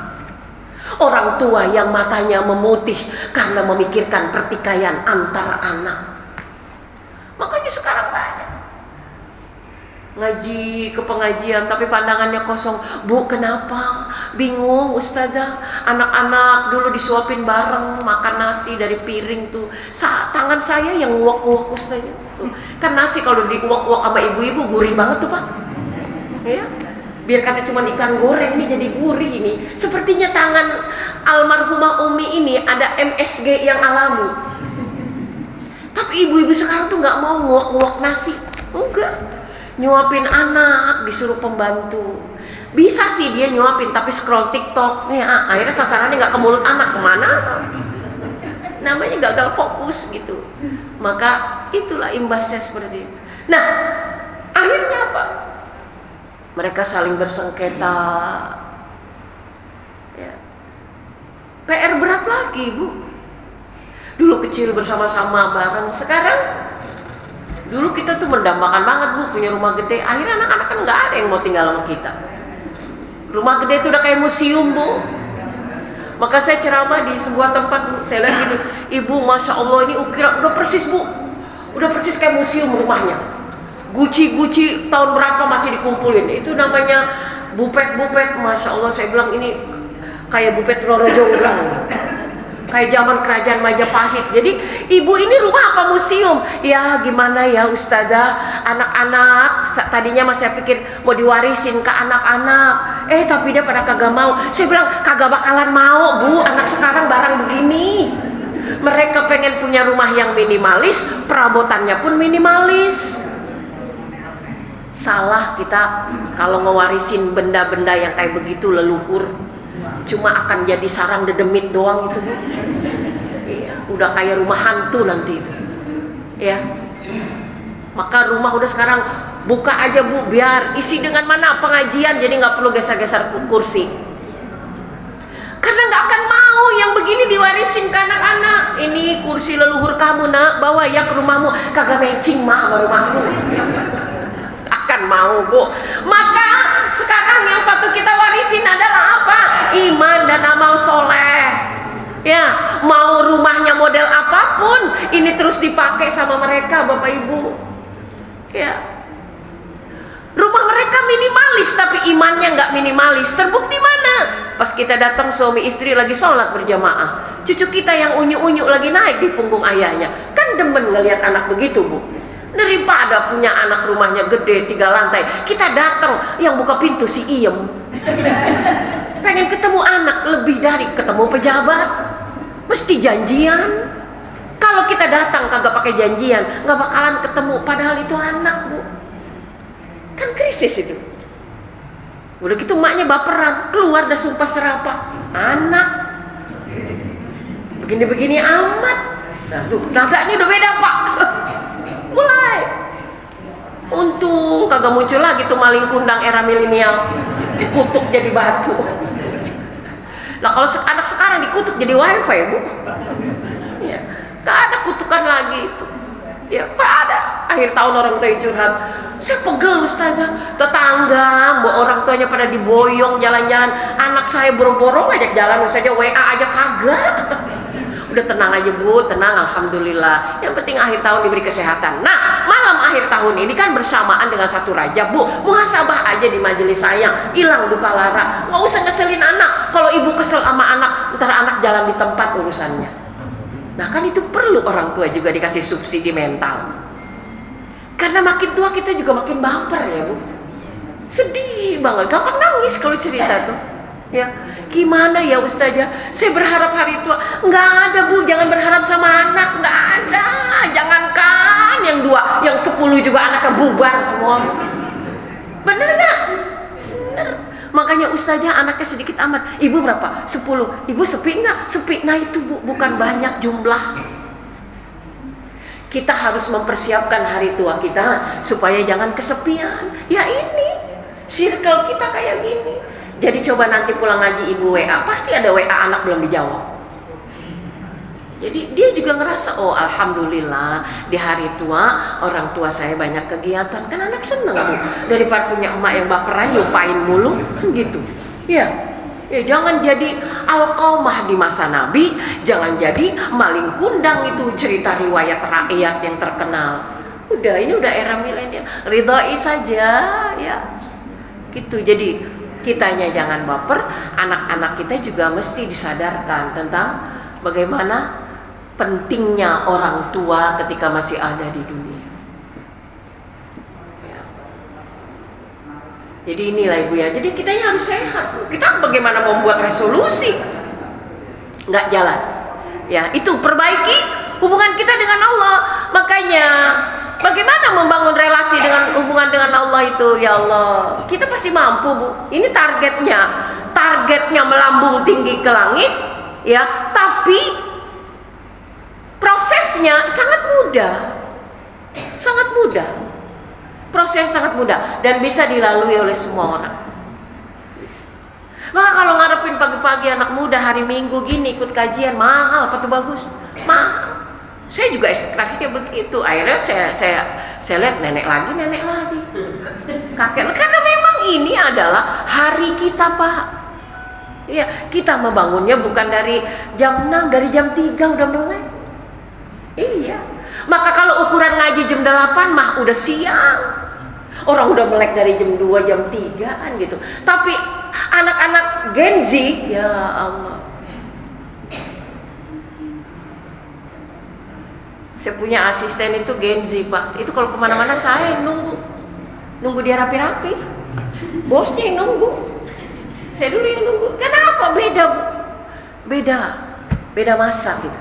Nah kalau kita nggak pahami, terjadi benturan lagi. Tapi ketika kita paham, mampu ngedidik kita lebih bijaksana, itu yang lebih mudah. Ya, itu yang lebih mudah. Jadi obati kecewa itu dengan doa. Ya, jangan dengan baper berkepanjangan. Makanya tuh kesian sama anak-anak sekarang. Ijazahnya kumlot, ya, VR-nya bagus, tampilannya handsome, tapi kok dapat kerja susah. Wah, kalau saya ngambil kesimpulannya gampang. Kamu datang deh ke rumah ibu kamu, ke rumah bapak kamu. Jangan-jangan mereka lagi kesel ini bulan-bulan ini. Ternyata bener penyakitnya cuma satu, emaknya gondok mulu sama anaknya. Jadi apa? Mesinnya bagus, tapi pelumasnya kagak ada. Iya, jadi ridoin aja, ridho. Ini yang lagi FYP juga nih video saya yang tentang orang tua pilih kasih itu. Hampir semua itu pada curhat. Ya Allah, Ustaznya udah mewakili curahan hatiku. Kenapa? Sampai saat ini masih sakit hati rasanya sama orang tua. Bagaimana kalau anak sakit hati sama orang tua? Ya, pokoknya judulnya begini, Bu. Tidak ada orang tua yang durhaka, tapi orang tua zalim banyak. Iya, kalau anak kan labelnya durhaka. Kan maling kundang anak durhaka kan? Jadi disumpahin jadi batu. Orang tua zalim itu anak nyumpahin jadi apa? Nah. Cuma ada kasus yaitu Alqamah tadi yang sesat di penghujung hayat karena ibunya nggak ridho. Kan itu viral juga kan ceritanya ya, Bu ya. Itu gambaran buat kita. Wa na'udzubillahi min dzalik ya. Nah, jadi mana? Taqarrub ilallah itu yang paling rendah apa, Bu? Yang paling rendah taqarrub ilallah, merasa diawasi oleh Allah. Udah itu aja. Nggak sembayang, tapi takut mau berbuat zina. Kenapa? Allah ngawasin, padahal kagak sembayang. Itu udah taqarrub ilallah. Maka di antara para penghuni surga itu adalah para laki-laki yang dihadapkan dengan perempuan yang mau berzina dengan dia, tapi dia berkata, aku takut kepada Allah. Ainallah, di mana Allah? Itu perasaan takut ini.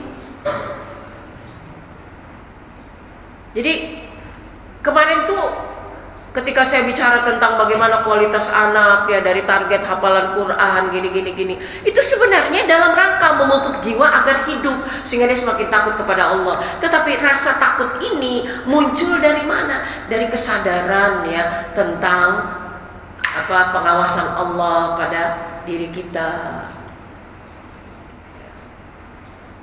Jadi pada saat ini ditanamkan sedini mungkin, maka muncul perasaan khauf, ya rasa takut. Jadi nggak perlu pakai CCTV, nggak perlu pakai password ini HP, Pak. Ya udahlah. Nih kalau HP suami istri masih pakai password, ini berarti belum taqarruban ilallah. Ya, jadi udah Pak dihilangin passwordnya sekarang nih. Karena Allah yang ngawasin, bukan istri. Berapa jauh sih pengawasan istri, berapa jauh sih pengawasan suami, Bu? Tapi ketika kita yakin bahwa amal-amal kita ya ada kiraman katibin. Kemarin kan ramai tuh sampai saya diundang bicara di TV One tentang korin. Tentang apa namanya? Khodam. Ya, ini khodam. Kita tuh nggak butuh khodam karena kita udah dikasih korin, pengawas kiraman katibin yang nyatet amal-amal kita. Ya, jadi seperti itu. Jadi perasaan takut itu muncul dari mana? Jadi karena kita merasa diawasi oleh Allah Subhanahu wa taala dalam setiap gerak dan amal kita. Ya, makanya pembelajaran ini wajib kita hadirkan pula pada diri anak-anak kita. Mungkin ketika dia memahami tentang sholat 5 waktu, waktunya ini zuhur gitu, itu pengetahuan Bu, namanya pengetahuan. Ya, beda dengan pengamalan hingga muncul kesadaran. Awalnya kita juga kan pengetahuan dulu Bu, dan cukup waktu panjang sangat untuk bisa menjadikannya sebagai sebuah pengamalan yang dilahirkan melalui kesadaran yang penuh. Sehingga dari rasa takut ini muncul apa? Perasaan takut, dan kemudian dari rasa takut itu muncul perasaan apa? Khusyuk. Ini nggak perlu dipelajari, nggak perlu, dia hadir sendiri, muncul dalam diri kita. Maka pada akhirnya orang-orang ini yang pertama, dia hanya berharap kepada Allah, digantungkan urusannya kepada Allah. Jadi nggak gampang kecewa, lebih cepat move on, tidak mudah emosi, pandai mengendalikan diri, kehidupannya selalu mampu di-upgrade gitu ya, sesuai dengan ya kapasitas kemampuannya. Ya jadi kalau kita nggak berusaha kayak begini Bu, mana sih manusia itu yang tidak berinteraksi dengan manusia lain? Muncul. Nah, akhirnya apa? Itulah akhirnya saling menyakiti. Karena apa? Karena banyak yang tidak terpenuhi. Tapi misalnya anak dikecewakan oleh orang tua, si anak nggak perlu menanamkan sifat sakit hati, karena sebetulnya orang tua ini adalah sarana dan fasilitas dari Allah Subhanahu wa taala sebagai apa? Cara Allah menghadirkannya sebagai seorang hamba. Jadi apapun yang diperlakukan orang tuanya terhadapnya, itulah sudah ketetapan dari Allah, jadi tidak munculkan sakit hati. Sama apalagi orang tua yang hadir duluan. Nah, makanya disebutnya orang tua, karena orang tua itu yang diinginkan adalah kebajikan, orang tua yang diinginkan adalah kebijaksanaan, orang tua yang diinginkan adalah keluasan pikiran. Makanya orang tua walaupun rumahnya tua, ya emang orangnya tua, ya rumahnya tua, tapi itu rumah akan jadi keramat buat anak-anak, minimal setahun sekali dijadiin tempat kumpul kalau lebaran. Betul nggak Bu? Iya, jadiin tempat kumpul. Nah, sebagus-bagusnya rumah anak, jarang ada orang tua yang mau tinggal di rumah anak. Iya, yang isinya cuma bengong, ngelamun aja di sana. Ma, ini enak, wifi-nya kenceng, mama bisa apa kita kemampuannya di aplikasi setan gepeng ini? Nggak ada kita. Terbatas banget Bu, gaya doang dibeliin gadget mahal sama anak, tapi nggak mampu kita ngegunainnya. Nggak usah cari ilmu-ilmu yang banyak-banyak. Udah tua mah ngaji, ke masjid, berjamaah, baca Quran, zikir, sedekah. Itulah gaya hidup yang paling nikmat.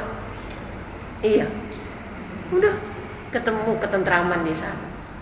Maka tanpa terasa, ya anak-anak itu terinspirasi dari para orang tuanya. Iya, kalau ngajarin pakai nasihat mah Bu, ditinggal pergi. Betul nggak? Jangankan ibu, saya yang ustazah aja jarang didengar sama anak. Ini lagi ceramah di TV Bu, dia lewat baik. Karena mamanya lagi ceramah.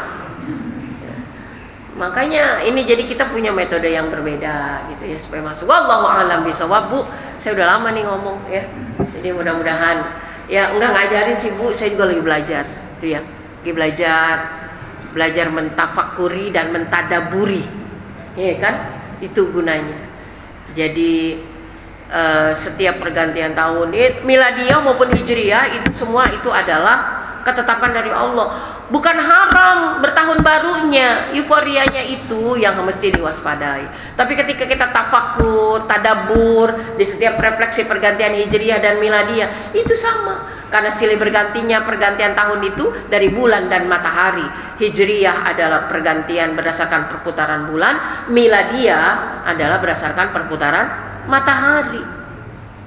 Walladzi ja'ala syamsa dhiya'a wal qamara nura wa qaddarahu manazil. Nah, diberikan semua ini pada kita untuk membuat manzilah. Nah, itu tadi ya, resolusi manzilah itu. Lita'lamu adadas sinina wal hisab, buat kita semua untuk menghitung, menghisap diri kita. Jadi memang kita wajib punya manzilah Bu. Ya, wajib punya resolusi. Karena demikianlah perintah dari Allah Subhanahu wa taala melalui Al-Qur'an ya. Wallahu alam. Saya kembalikan kepada pengatur acara. Kalau ada yang bertanya, kalau saya bisa saya jawab, kalau belum bisa saya tunda. Kalau nggak ada yang bertanya, saya pun tidak akan pernah mau menjawab. Ya. Masya Allah, terima kasih Umi atas tausiahnya. Banyak benarnya yang disampaikan Umi. Tadi saya senyum-senyum sama kutu bagus di samping. Jadi ada beberapa kesimpulan ini yang bisa saya sampaikan dari tausiah Umi. Yang pertama, bagaimana kita meresolusi mental melalui nawaitu, mendasari segala sesuatu dengan niat yang baik tentunya. Itu yang pertama. Kemudian bagaimana kita memperbaiki hubungan dengan Allah melalui berzikir. Kemudian fokus ke depan, tidak terjebak pada mantan. Kemudian membangkitkan jiwa dengan detoksifikasi melalui zikir tadi. Dan yang terakhir adalah taqarrub ilallah, takut kepada Allah untuk menghindari perbuatan dosa yang akhirnya melahirkan sifat khusyuk, tidak mudah kecewa dan mampu mengendalikan diri. Mungkin itu, kalau saya salah mohon dikoreksi Ustazah. Kita masih ada waktu sekitar 10 menit sampai setengah 11. Bapak Ibu jamaah ada yang mau mengajukan pertanyaan? Silakan. Monggo Pak. Kalau nggak ada, saya izin bertanya ya Ustazah. Waduh, MC Tadi karena banyak benarnya yang disampaikan Ustazah terkait dengan lansia. Kebetulan ibu saya nggak hadir, bapak saya juga nggak hadir, tapi biasanya datang. Jadi betul, kadang orang tua itu banyak sekali keinginan untuk mengatur, merasa bahwa putrinya ini masih kecil aja, apa aja pengen diatur. Ini curhatan anak ya. Kita ke rumah bener ditawarin, kamu bawa perabot ini ya buat di rumahmu. Padahal rumah saya minimalis, benar banget tadi yang disampaikan Ustazah. Nah, Banyak benernya. banyak benernya Ustazah. Jadi pertanyaan saya, bagaimana ketika kita menolak, kita tidak durhaka gitu ya, bisa tetap sopan. Dan dari segi orang tua bagaimana bisa memiliki batasan-batasan apa yang bisa diatur, apa yang tidak gitu. Karena mungkin anaknya sendiri juga sudah punya rumah tangga sendiri. Mungkin itu minta tipsnya Ustazah. Terima kasih. Jadi begini Neng. Ini yang nanya si Neng. Kita kan emak-emaknya deh. Ini bagus, ini ada mewakili, cuman ini kagak ada temennya dia. Gak apa-apa, nanti bisa disampaikan. Orang tua sama anak itu ada batasan ketika sudah menikah. Namanya anak udah dinikahin ya Bu ya. Kalau mau ngomong bebas dan puas itu sebelum nikah Bu. Iya, mau didiemin, mau dicuekin, mau dia ngomong aja. Setidaknya nyangkut di otak dia Bu, walaupun nggak sekarang. Maksudnya pada saat bicara ya. Kuliah umumnya itu sebelum nikah. Nah ketika sudah menikah itu ya dia udah menjalani kehidupan. Makanya pelajaran itu sebelum anak-anak menikah. Nah jadi nih di dalam Al-Quran nih Neng ya, nih ada bahasa qaul yang berbeda-beda fungsinya ya. Ada qaulan karima, ada qaulan layyina, ada qaulan baligha, ada qaulan sadida ya. Khusus untuk qaulan karima hanya dipakai buat dua sasaran nih Neng ya. Sasaran yang pertama qaulan karima itu adalah orang tua ya. Jadi berkata mulia itu kepada orang tua tidak perlu melihat orang tua kita layak apa kagak dimuliakan. Karena tidak ada di dunia ini orang tua yang tidak punya hak untuk diberi kebaktian pada anaknya. Begitu ajaran Al-Quran. Apalagi kalau cuma orang tua kita turut campur dalam urusan rumah tangga. Jangan merasa sakit hati atau ini orang tua terlalu kecampur. Tujuannya baik. Maka mindsetnya adalah orang tua saya ini baik, tetapi tidak selalu mampu menerapkan kebaikannya itu dalam kebaikan perspektif kita gitu. Nah yang kedua qaulan karima itu ditujukan kepada perkataan murid kepada guru. Dua sasaran ini ya, itu adab makanya. Nah yang pertama, menjadi orang tua itu ibu sekalian yang tanpa batas itu adalah mewarisi nilai-nilai amal soleh kepada anak. Tidak boleh lepas ikut campur kita pada urusan anak kecuali dalam urusan keimanan, bukan keuangan. Bahkan ada mertua yang berani nanya, emang lu gak dinafkahin sama laki lu ya? Ya, karena ngeliat lakinya di rumah aja, padahal suaminya WFH. Emang kelihatannya tiap pagi mandiin burung. Jadi mertua tuh pusing ngeliatin mantu di rumah, padahal WFH. Transferannya tiap bulan 25 juta. Tapi mertuanya kira mantunya pengangguran. Kan mertuanya kagak ngerti apa WFH. Gagal paham. Ya. Karena apa? Karena nggak tahu batasan gitu. Nah, yang kedua, komunikasi setelah anak berumah tangga. Jadi ini dua arah ya, orang tuanya juga, si anaknya juga. Komunikasi orang tua ketika anak sudah menikah itu ya tidak lagi seperti ketika anak belum menikah, Bu. Karena ketika mereka sudah menikah, mereka sudah hadir pendamping yang memang itu menantu juga anak kita, Bu. Tapi ada aturan dan adab juga. Itu kan bagaimanapun yang datang ini adalah orang baru dibanding dengan anak kita. Maka ada dunia baru, Bu. Ada PR baru yang harus kita hadapi ketika anak kita sudah menikah. Maka di sini kalau udah ada pengetahuan ini, peluang harmonisasi itu udah mulai ada, Bu. Udah mulai ada. Ya. Jadi itu makanya mertua yang baik adalah mertua yang pandai menempatkan dirinya, posisi sebagai orang tua dan posisi sebagai mertua. Ya, kan mertua dan orang tua tuh selalu ada pada posisinya, ya kan? Nah, jadi kita hadir di sini menjadi orang tua bagi dua anak kita, termasuk anak yang baru datang ini. Ilmunya mesti ditambah. Nah, sekarang buat anak nih, apapun perjalanan hidup kita ini, jangan pernah mengabaikan peran orang tua. Meskipun memang apa yang disampaikan orang tua itu belum tentu benar menurut kita, tapi pada dasarnya hargai niatnya itu adalah baik. Karena itu responlah dengan kebaikan. Ini ada kisah ya. Ini bagian dari kisah yang di dalam Sahih Bukhari, kisah yang masyhur juga ini.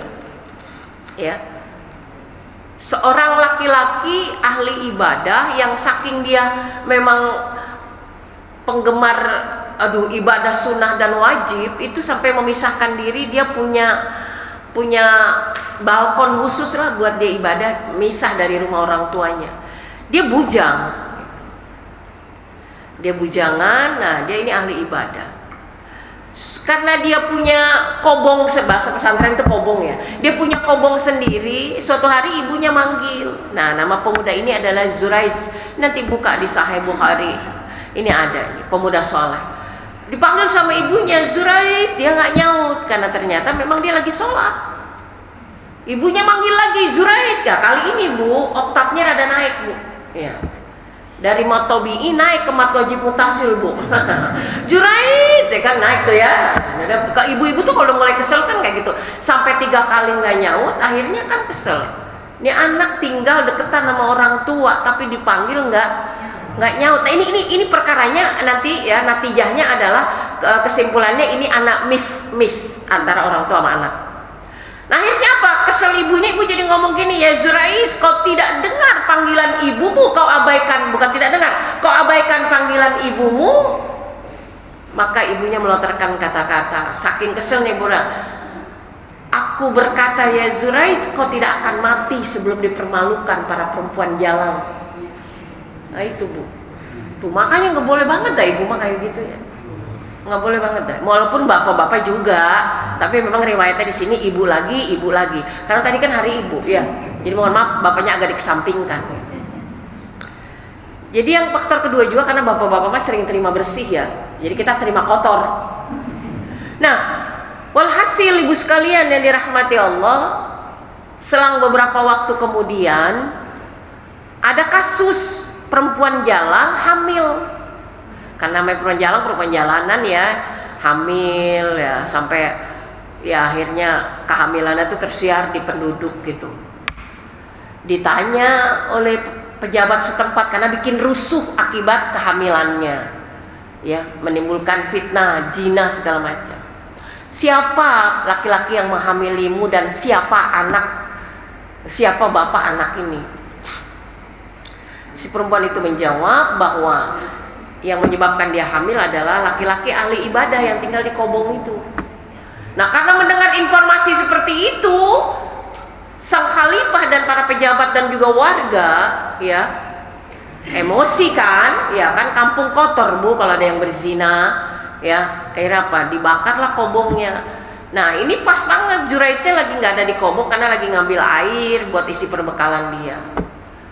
Sampai angus gitu, dia pulang dia kaget kenapa kobongnya dibakar, dan dia belum lagi selesai keheranannya, dia sudah dibetot kiri kanan mau dihadapkan ke depan khalifah. Dia bingung, salah apa saya, kenapa saya? Nah, setelah di depan khalifah disampaikan, perempuan ini ngaku engkau yang menghamili dan katanya ayahnya bayinya adalah engkau. Juraij bingung, kapan saya melakukan itu? Dan semua orang yang harusnya paham gitu, ya, harusnya paham. Nah, tapi akhirnya apa kata Juraij? Ya udahlah, saya klarifikasi pun nggak ada gunanya karena semua tuduhan sudah tertuju pada saya. Tunggulah sampai bayi ini lahir, biar nanti bayi itu yang membuat kesaksian siapa bapaknya. Nah, maka akhirnya dalam riwayat itu disebutkan ada dua bayi yang bisa bicara Bu. Yang pertama Nabi Allah Isa alaihi salam, ya, ketika ditanya juga siapa bapaknya, kemudian Nabi Allah Isa menjawab, Inni Abdullah, aku ini hamba Allah. Dan yang kedua itu bayi yang di kasus Juraij ini, ya. Maka ibu sekalian, begitu bayinya lahir ditanya oleh sang khalifah dan disaksikan warga, siapa bapakmu? Bayi ini menjawab, bapak saya itu penggembala sebelah sana itu. Nah, bukan Juraij. Nah, akhirnya warga minta maaf dan khalifah membangunkan bisa lebih baik, tapi kata Juraij, bangunkan aja seperti awal. Ditanya sama besti-bestinya, lu kenapa ngadepin musibah kayak gini? Dia ingat, ini saya kena sumpah emak saya. Iya, gitu. Jadi artinya apa? Ketika orang tua memunculkan emosi, mohon maaf nih, masih keramat tuh sampai sekarang Bu, walaupun di era milenial, keramat orang tua tuh nggak tercabut Bu sampai kiamat. Ibu-ibu bilang kayak gini, udah nggak tajam orang tua zaman sekarang mah karena banyak dosa. Dosa mah dosa Bu, tapi keramat mah tetap ada. Iya, hati-hati tetap. Nah, itu artinya apa? Kita mesti hati-hati. Nah, yang kedua, nih anak ahli ibadah sekalipun jangan pernah membuat orang tua sakit hati. Lah, itu kan lagi sholat Ustazah. Iya, tapi ternyata si Juraij ini lagi sholat sunnah. Nah, jadi kalau lagi sholat sunnah, prioritas adalah orang tua. Nah, jadi betapa pentingnya kasus ini mengajarkan kita pada, ini sayangnya anak-anaknya nggak ada ya Bu ya? Iya. Ya makanya karena kajian ini akhirnya ibu-ibu susah ngumpulin anak ikut ke masjid. Akhirnya mereka ngumpulin anak mantunya di rumah. Buka pengajian, disuruh nyampein kisah ini saya. Ya, artinya apa?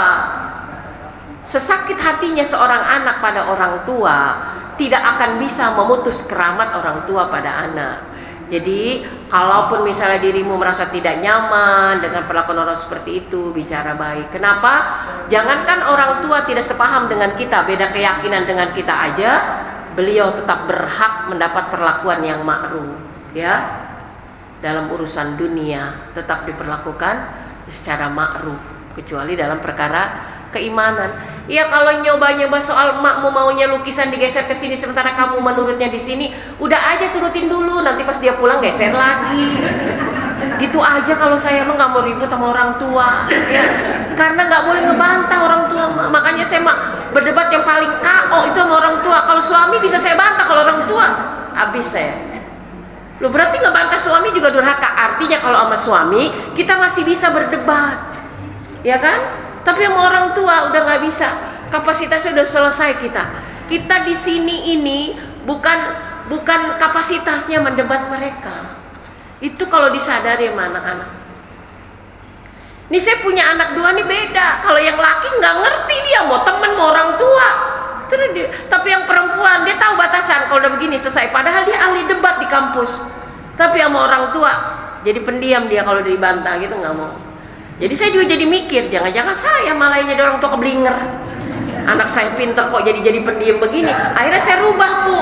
Saya rubah setelah saya tahu anak saya ini orator di diskusi, tapi kenapa jadi vakum ketika diskusi dengan saya. Saya rubah pola pikir saya. Oh, saya nggak mau jadi orang tua yang seperti itu karena bisa mematikan potensi anak saya. Dirubah. Dulu diktator banget, Bu. Nah, akhirnya udah selesai kan. Akhirnya apa, Bu? Dengan pola kesadaran ini, komunikasi kita dengan anak bisa berjalan. Pada akhirnya nanti apa? Anak malas berdebat dengan orang tua udah segen duluan kalau ketemu sama anak, karena kata-katanya nggak pernah dipakai. Akhirnya terjadi jurang pemisah yang dalam antara anak orang tua. Dulu kita deket sama anak, maka banyak sekarang orang tua bilang sama saya udah nggak kenal anak saya, Bu Yati. Loh, kalau ibunya nggak kenal, psikolog mana yang mau kenal? Nggak ada, apalagi saya nggak kenal. Kenalnya saya cuma sama ibu. Ya, lah itu yang di Bona, neneknya jamaah saya, Pak, kajian di Masjid Bona Indah. Saya kenal cuma sama neneknya. Tapi kan seluruhnya saya nggak tahu, kan gitu. Jadi yang paling kenal tentang relasi antar keluarga ini adalah kita. Jadi kita harus mampu, Bu. Kalau kita nggak kenal sama mantu, Pak, jangan coba-coba ngomong sama mantu. Nanti mantu bilangnya apa? Ya, mertua adalah maut. Bukan ipar, tapi mertua yang dibilang maut. Maka komunikasinya sama anak, Pak. Sama anak, Bu. Karena anak mah udah biasa salah paham sama kita. Tapi kan mantu bahaya. Mbok ya suamimu toh ya, Duk. Ini kan deket masjid, bangunin, lihat no abino. Ngomongnya sama anak, jangan langsung ngomel di mantu. Meskipun kita omelin langsung pun tuh mantu, boleh.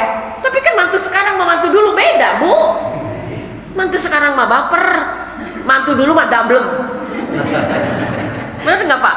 Lah saya mah diomelin sama mertua, iya. Tapi sadar, oh iya saya kan anaknya. Kalau mertua ngomel sama kita kayak sama anak, mantu dulu mikirnya gini, oh alhamdulillah berarti saya emang anaknya. Kalau mantu sekarang mah diomelin, Bu, kagak pulang. Nah, maka rubah pola komunikasinya, dirubah. Nih yang punya mantu ya. Saya juga lagi belajar gitu ya, mau belajar gitu supaya jadi mertua idaman. Meskipun mantunya bukan mantu pilihan. Rumit deh ya. Tuh, iya, ini makanya PR kita gimana nggak mau ubahan ini kepala ya, Bu. Iya, Masya Allah, kita mah dulu sama mertua teh nurut ya, Bu ya. Demen tinggal sama mertua sampai bisa bikin oseng apa tuh, kembang duren. Mantu sekarang belum nikah udah ngomong sama kita, Mama nanti aku nggak mau tinggal di rumah ini. Astagfirullahaladzim, belum nikah udah ngomong kayak gitu. Terus rumah gede gini buat siapa ya? Kita pengen privacy mah, ya privacy aja, tapi nggak bisa. Ya sudah, akhirnya kan perencanaan berubah, ya kan? Ya kemudian apa tadi yang kita lagi bahas ini? Resolusi berubah. Ya udahlah, resolusi dunia mah biarin, serahin sama mereka. Tapi resolusi sikap mental, agama, din, itulah yang terus kita tanamkan pada anak. Sekali-sekali datang ke rumah anak pas jam-jam sholat. Udah pada pulang atau belum tuh bocah? Ya dulu rajin berjamaah di sholat, di keluarga. Udah berumah tangga masih bener nggak jadi imam buat keluarganya? Iya, karena ada kita numpang sholat di anak, Bu, lupa naruh sajadah di mana. Loh, kalau dia lupa naruh sajadah di mana, apa masih sholat nih anak kita? Padahal dulu rajin kita bawa-bawa sholat ke masjid ya, di rumah harus berjamaah. Tapi begitu berumah tangga, memberikan sinar terang dalam keluarganya. Rumah memang interiornya bagus, kaplingnya luas, tapi buat apa? Bininya belum pulang, lakinya 3 hari meeting, anaknya masih di kopi. Sekarang pangkalan kopi aja godaannya buat generasi Gen Z banyak. Ada yang tuku, ada yang janji jiwa.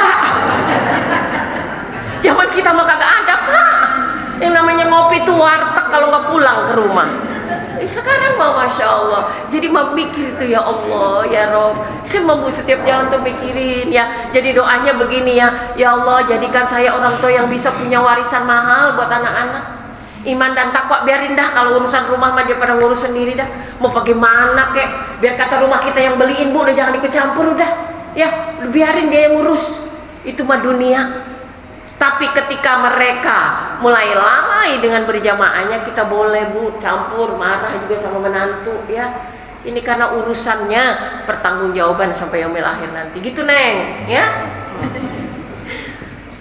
Masya Allah, Umi, terima kasih. Oh, ada pertanyaan lagi dari Ini Neng nanya, yang nanya. Itu Neng atau? Iya, masih Neng. Emak. Silakan Ibu. Ini sampai nggak ya? Nggak sampai. Ibu boleh ke depan ya Bu ya? Kedengeran nggak kalau di sana? Apa-apa Ibu sekali pegang mic Bu. Kenalan ya Bu, namanya? Iya. Assalamualaikum warahmatullahi wabarakatuh. Nama saya Ibu Murdia, sahabat dari Ibu Ratu. Masya Allah. Saya Bu Ustazah punya anak asuh, anak yatim piatu di rumah. Tapi itu dari suami. Maksudnya? Maksudnya ponakan dari suami. Oh, kirain anaknya suami. Dan gitu kita kan mau sholat nih, terus dia pulang sholat. Apakah dia boleh cium tangan kita? Apa membatalkan wudhu kita? Gitu. Anak Anak ponakan dari suami. pihak saya, suami. Dari pihak suami. Kan sedangkan katanya kalau ambil dari panti apa bagaimana? Katanya itu bukan muhrim apa bagaimana kalau nggak ada sebelumnya.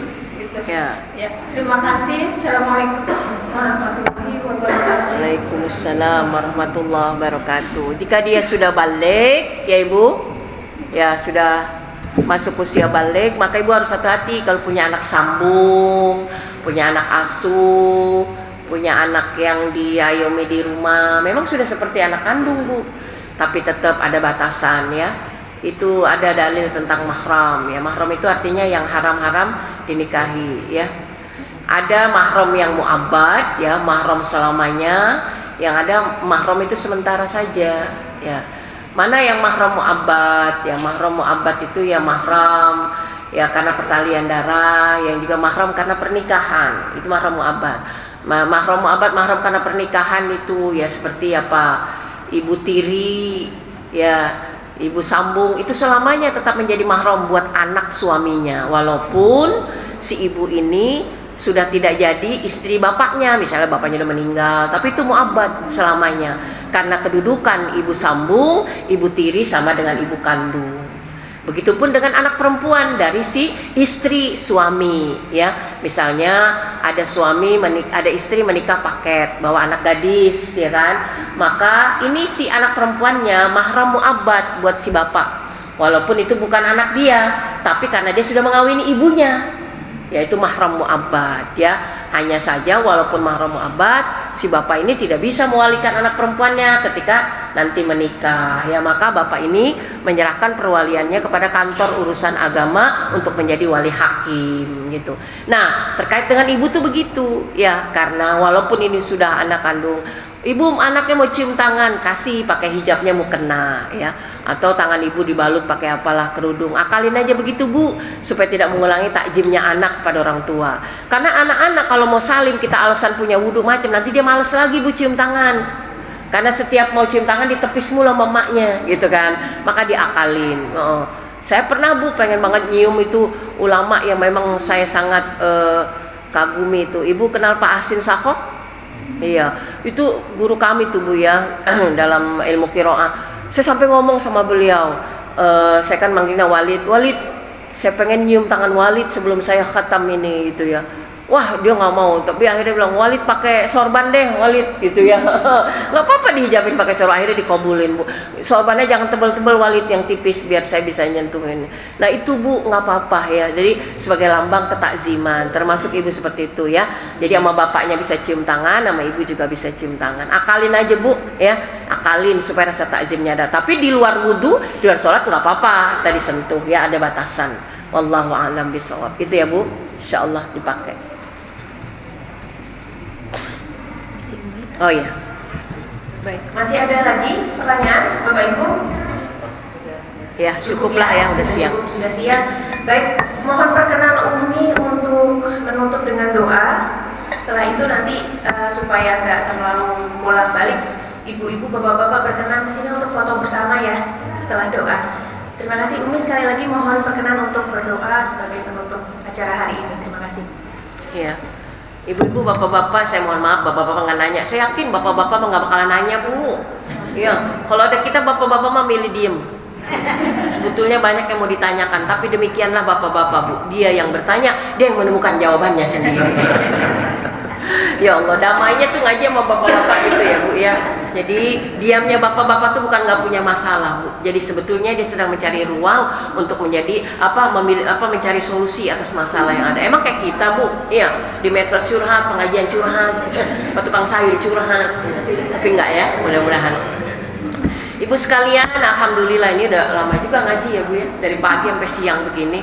Ya, mudah-mudahan santai aja lah, Bu, kalau ngaji sama saya mah ya, walaupun kedengeran temanya tinggi banget tapi pakai bahasa kita ya. Terima kasih untuk kehadiran ibu-ibu. Saya juga seneng ya dengan wasilah Bapak Haji Udin, saya jadi kenal Pak Tubagus, Ibu Tin, dan ibu-ibu semua ya. Saya nggak akan bisa melupakan komplek ini ya, karena dari sini banyak nilai-nilai kebaikan ya. Dulu saya berpikir gini, saya kan kenal Pak Haji Udin tuh dari Ibu Ning Yusuf ya, Ning Yusuf. Jadi saya kenal, saya ternyata kenal Bu Tin, yang ternyata beliau juga muridnya para dosen-dosen kita ya. Jadi kita satu guru dengan Bu Tin ini ya. Alhamdulillah, jadi tambah dekat. Ya, kapan aja Bapak Ibu kalau mau ngundang saya, kalau masih suka ya silakan, asalkan waktunya cocok ya. Nggak usah mikir-mikir biaya, nggak usah deket kok, Bu, Ciputat sama Kedaung, Cinere sama Kedaung ya. Yang penting kita sama-sama punya waktu luang untuk kumpul satu di sini. Mari kita berdoa, mudah-mudahan resolusi kita bagus, Bu, untuk 2025 ya, dan kebaikan ya. Kalau saya punya resolusi ya pengen nikahin anak-anak di tahun 2025 ya, punya menantu yang soleh dan soleha, itu aja lah. Kalau kekayaan anak siapa mah udah nanti itu mah ya, biar dia jalan sendiri, rezeki dari Allah ya.